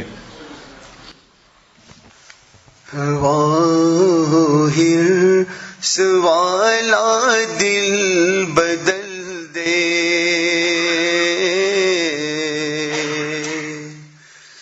میرا غفلت میں ڈوبا دل بدل دے.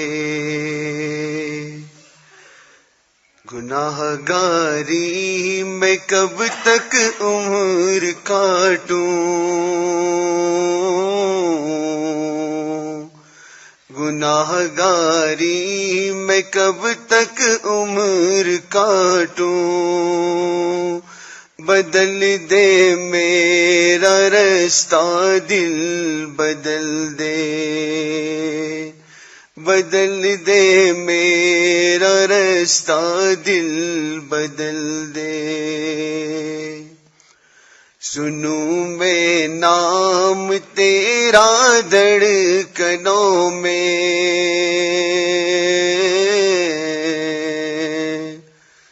سنوں میں نام تیرا دھڑکنوں میں.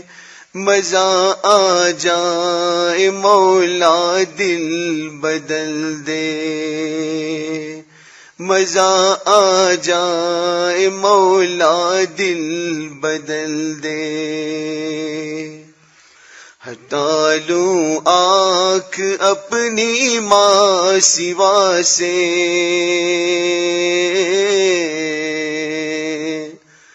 ہٹا لوں آنکھ اپنی ماں سوا سے. جیوں میں تیری خاطر دل بدل دے، جیوں میں تیری خاطر دل بدل دے. کروں قربان اپنی ساری خوشیاں،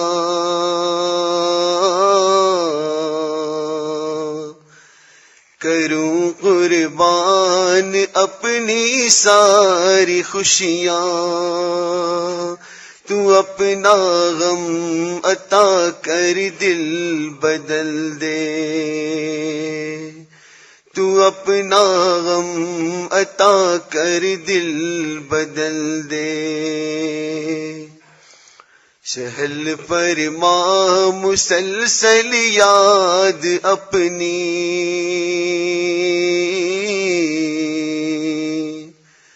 سہل فرما مسلسل یاد اپنی. خدایا رحم فرما دل بدل دے، خدایا رحم فرما دل بدل دے. پڑا ہوں تیرے در پہ دل شکستہ، پڑا ہوں تیرے در پر دل شکستہ. رہوں کیوں دل شکستہ دل بدل دے، رہوں کیوں دل شکستہ دل بدل دے. تیرا ہو جاؤں اتنی آرزو ہے،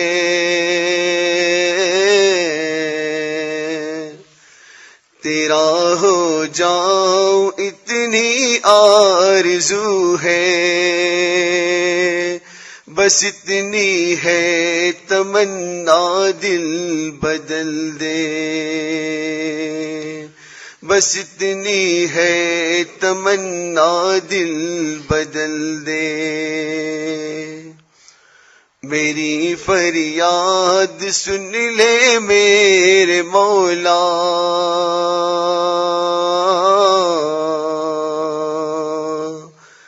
میری فریاد سن لے میرے مولا، بنا لے اپنا بندہ دل بدل دے، بنا لے اپنا بندہ دل بدل دے، ہوا ہرس والا دل بدل دے، بدل دے دل کی دنیا دل بدل دے، بدل دے دل کی دنیا دل بدل دے۔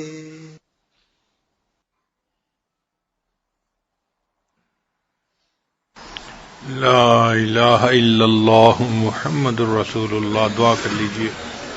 سبحان ربی الوہاب، اللہم صلی علی سیدنا محمد وعلی آل سیدنا محمد وبارک وسلم۔ اللہم انت السلام ومنک السلام تبارک ذا الجلال والاکرام۔ پروردگار عالم ہمارے صغیرہ کبیرہ گناہ معاف فرما۔ اللہ وہ گناہ جو ہم نے دن میں کیے معاف فرما، وہ گناہ جو ہم نے راتوں میں کیے معاف فرما۔ اللہ وہ گناہ جو ہم نے محفلوں میں کیے معاف فرما، وہ گناہ جو ہم نے تنہائیوں میں کیے معاف فرما۔ اللہ وہ گناہ جو ہم نے ارادوں سے کیے معاف فرما، وہ گناہ جو ہم نے بنا ارادے کیے معاف فرما۔ اللہ وہ گناہ جو ہمیں یاد ہیں وہ بھی معاف فرما، وہ گناہ جو ہم کر کے بھول گئے وہ بھی معاف فرما۔ اللہ ہماری نگاہوں کو پاک فرما، دلوں کو صاف فرما، سینوں کو اپنی محبت سے لبریز فرما، اپنے عشق کی آتش ہمارے سینوں میں پیدا فرما۔ اللہ انگ انگ سے اپنے ذکر کو جاری فرما، روئیں روئیں سے اپنے ذکر کو جاری فرما، ہڈی ہڈی بوٹی بوٹی میں اپنی محبت پیدا فرما۔ اے بے کسوں کے دستگیر، اے ٹوٹے دلوں کو تسلی دینے والے، اے خالی جولیوں کو بھر دینے والے، پروردگار عالم بڑی دیر سے آئے ہیں، بڑی دور سے آئے ہیں، اللہ بڑی امیدیں لے کے آئے ہیں۔ اے میرے مولا ہمارے دل کو اپنے نور سے منور فرما، اللہ اپنے نور سے منور فرما۔ پروردگار عالم ہم نے اس دنیا میں دیکھا فقیر ایک در پہ جائے نہ ملے دوسرے پہ چلا جاتا ہے، دوسرے سے نہ ملے تیسرے پہ چلا جاتا ہے۔ اللہ اس کا تو مسئلہ نہیں، اللہ مسئلہ ہمارا ہے، ہمارے پاس آپ کے در کے سوا کوئی دوسرا در نہیں۔ اللہ ہمیشہ اپنے در سے عطا فرما۔ اے میرے مولا ہم مسلمان گھرانے میں پیدا ہوئے، پروردگار عالم والدین نے کلمہ پڑھنا سکھایا، نماز پڑھائی، اللہ حافظ بنایا، عالم بنایا۔ اللہ اگر آپ نے قبول نہ کیا، اتنا دور اپنے نیک لوگوں کے پاس آنے کے باوجود آپ نے جہنم میں ڈال دیا۔ اللہ ہم سے زیادہ بدبخت کوئی نہیں ہوگا، اللہ ہم سے زیادہ شکی کوئی نہیں ہوگا، اللہ ہم سے زیادہ بے وقوف کوئی نہیں ہوگا۔ پروردگار عالم ہمیں اپنے مقربین بندوں میں شامل فرما، اللہ اپنے نیک لوگوں میں شامل فرما۔ اے میرے مولا ہم تیرے نیک لوگوں کی طرف آ رہے ہیں، اللہ داڑھی رکھ لی، ٹوپی پہن لی، اللہ دنیا والے کہتے ہیں یہ تو مولوی صاحب ہیں، یہ تو صوفی صاحب ہیں، یہ دنیا والے نہیں۔ اے میرے مولا اگر آپ نے بھی قبول نہ فرمایا اللہ پھر ہمارا تو حال ایسا ہوگا دھوبی کا کتا، نہ گھر کا نہ گھاٹ کا۔ پروردگار عالم نہ دنیا والوں میں شامل ہوں گے نہ دین والوں میں شامل ہوں گے۔ اے میرے مولا ہمیں اپنے مقربین لوگوں میں شامل فرما، اللہ اپنے مقبول بندوں میں شامل فرما۔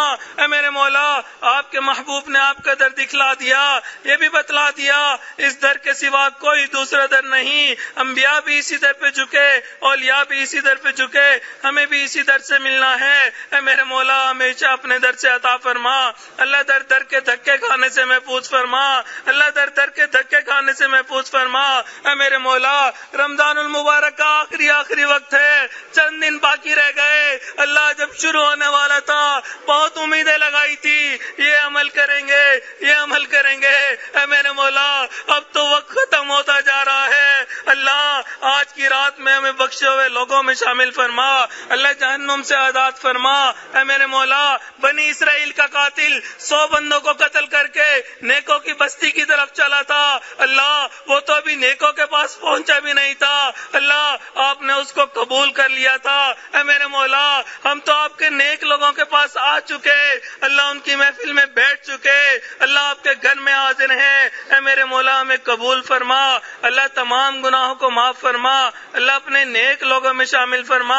پروردگار عالم، ہمارا حال اس چرواہی کی مانند جس نے کہا اللہم اغفر فإنک لا تغفر فاغفر، اے اللہ ہماری مغفرت کر دیجئے، اللہ مغفرت کر دیجئے، اللہ اگر آپ نے مغفرت نہیں کرنی اے میرے مولا پھر بھی مغفرت کر دیجئے، اے میرے مولا ہم سے راضی ہو جائیے، پیارے اللہ راضی ہو جائیے، اے حنان راضی ہو جائیے، اے منان راضی ہو جائیے، اللہ اگر آپ نے راضی نہیں ہونا اللہ پھر بھی راضی ہو جائیے۔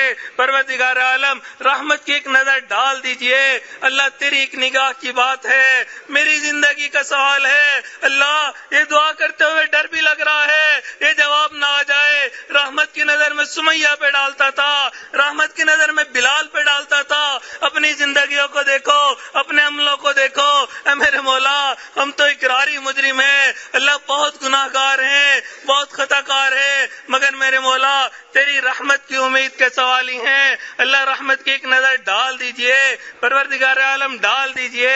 اے میرے مولا ہم دنیا میں اس وقت میں آئے آپ کے محبوب کا دیدار نہ کر سکے، اے میرے مولا بہت حسرت ہے اس چہرے کو دیکھیں جسے آپ نے وضحا کہا، ان زلفوں کو دیکھیں جنہیں آپ نے واللیل کہا، اللہ ہم نے اپنے بڑوں سے سنا ہے قیامت کے دن آپ کچھ لوگوں کو اندھا کھڑا کریں گے، اللہ اگر آپ نے ہمیں بھی اندھا کھڑا کر دیا ہم وہاں بھی آقا کا دیدار نہ کر سکیں گے، اللہ ہمیں اس دوری محرومی سے محفوظ فرما، اللہ آقا کی شفاعت عطا فرما، ان کے ہاتھوں حوض کوثر کا جام عطا فرما، اللہ ان کے قدموں تلے جگہ عطا فرما، اے میرے مولا جنت میں ان کا ساتھ عطا فرما۔ پروردگار عالم ہمیں بے قصوروں کو معاف فرما، اللہ بہت دور سے آئے ہیں، بڑی دیر سے آئے ہیں، اللہ بہت امیدیں لگا کے آئے ہیں، اللہ ہماری تمام امیدوں کو پورا فرما، اللہ دلوں کی نیک تمناؤں کو پورا فرما۔ اے میرے مولا آپ بہت رحیم ہیں، بہت کریم ہیں، اللہ قرآن مجید میں جگہ جگہ اپنے اپنے کرم کے تذکرے کیے ہیں، اللہ آج اپنی کرم دکھا دیجئے، اللہ اپنی رحیمی دکھا دیجئے، اللہ اپنی غفاری دکھا دیجئے، اے میرے مولا ہمیں معاف فرما دیجئے۔ پروردگار عالم موسیٰ علیہ السلام کو فرعون کی طرف جب جا رہے تھے آپ نے فرمایا قولا لہ قولا لینا، اس کے ساتھ نرم گفتگو کرنا، اے میرے مولا جو شخص انا ربکم الاعلی کا دعویٰ کرتا تھا اللہ آپ اس کے ساتھ نرمی کا معاملہ کرنے کا کہہ رہے ہیں، اے میرے مولا مجمع میں جتنے لوگ موجود ہیں اللہ دن میں کئی مرتبہ سجدے میں سر رکھ کے سبحان ربی الاعلی کہتے ہیں، اے میرے مولا ہمارے ساتھ ستاری کا معاملہ کر لیجئے، اللہ غفاری کا معاملہ کر لیجئے، اللہ رحیمی کا معاملہ کر لیجئے، اے میرے مولا مان جائیے، پروردگار عالم مان جائیے، اللہ ہمیں علم کی قدر کرنے کی توفیق عطا فرما، اے میرے مولا علم تو حاصل کر لیا عمل نہیں کر سکے، اللہ عمل کرنے کی توفیق عطا فرما، اے میرے مولا ہمیں جاہل علماء میں سے نہ بنا، اللہ جن کو آپ اوندے منہ جہنم میں ڈال دیں گے، اے پروردگار عالم اپنے نیک لوگوں میں شامل فرما، پروردگار عالم اپنے مقربین میں شامل فرما، اے میرے مولا ہم تو آپ کے ناز نخروں میں پلے ہوئے بندے ہیں، ہم سے دھوپ کی گرمی برداشت نہیں ہوتی، اللہ جہنم کی گرمی کیسے برداشت کریں گے، اے میرے مولا ہمیں جہنم سے آزاد فرما، اے میرے مولا ہم آپ کے وہ جہاز زخرے میں پکڑے ہوئے بندے ہیں، دو بندوں کے سامنے کی ذلت و شرمندگی برداشت نہیں کر سکتے، اللہ اگر قیامت کے دن آپ نے ہمارا نامہ اعمال کو لیا اے میرے مولا وہاں تو آقا بھی موجود ہوں گے، اللہ کابرین علماء بھی موجود ہوں گے، اللہ مشائخ بھی موجود ہوں گے، اے میرے مولا اگر نامہ اعمال کھول دیا جہنم ہمارا ٹھکانہ بنے گا، پروردگار عالم بغیر حساب کتاب جنت عطا فرما، اللہ مانگنا نہیں آتا ہمیں بن مانگے عطا فرما، اے میرے مولا دلوں کی جو نیک تمنائیں ہیں جو حاجات ہیں ان کو پورا فرما، پروردگار عالم ہمارے عزیز اقارب مشائخ رشتہ دار جو اس دنیا سے فوت ہو گئے ان کی مغفرت فرما، جن کی آپ نے مغفرت کر دی قرب کے اعلیٰ ترین درجات عطا فرما، اے میرے مولا دور بیٹھی جو عورتیں ان دعاؤں پہ آمین کہہ رہی ہیں ان کی دلوں کی نیک تمناؤں کو پورا فرما. اللہ گھروں میں خوشیاں عطا فرما, الفت محبت عطا فرما. اے میرے مولا ہمارے گھروں کو سنتوں کا گہوارہ بنا, اللہ جنت کا نمونہ بنا, آپس میں الفت و محبت کے ساتھ رہنے کی توفیق عطا فرما. اے میرے مولا ہمارے حضرت جی کی زندگی میں برکت عطا فرما, ان کا سایہ تادیر ہمارے سروں پہ قائم دائم فرما. اللہ ان کی صحت میں برکتیں پیدا فرما. اے میرے مولا ہماری طرف سے ان کو بہترین اجر و بدلہ عطا فرما. اللہ جو مانگا وہ بھی عطا فرما, جو مانگنا چاہیے تھا نہیں مانگ سکے وہ بھی عطا فرما. صلی اللہ تعالی علی حبیبہ سیدنا محمد وآلہ واصحابہ اجمعین برحمتک یا ارحم الراحمین.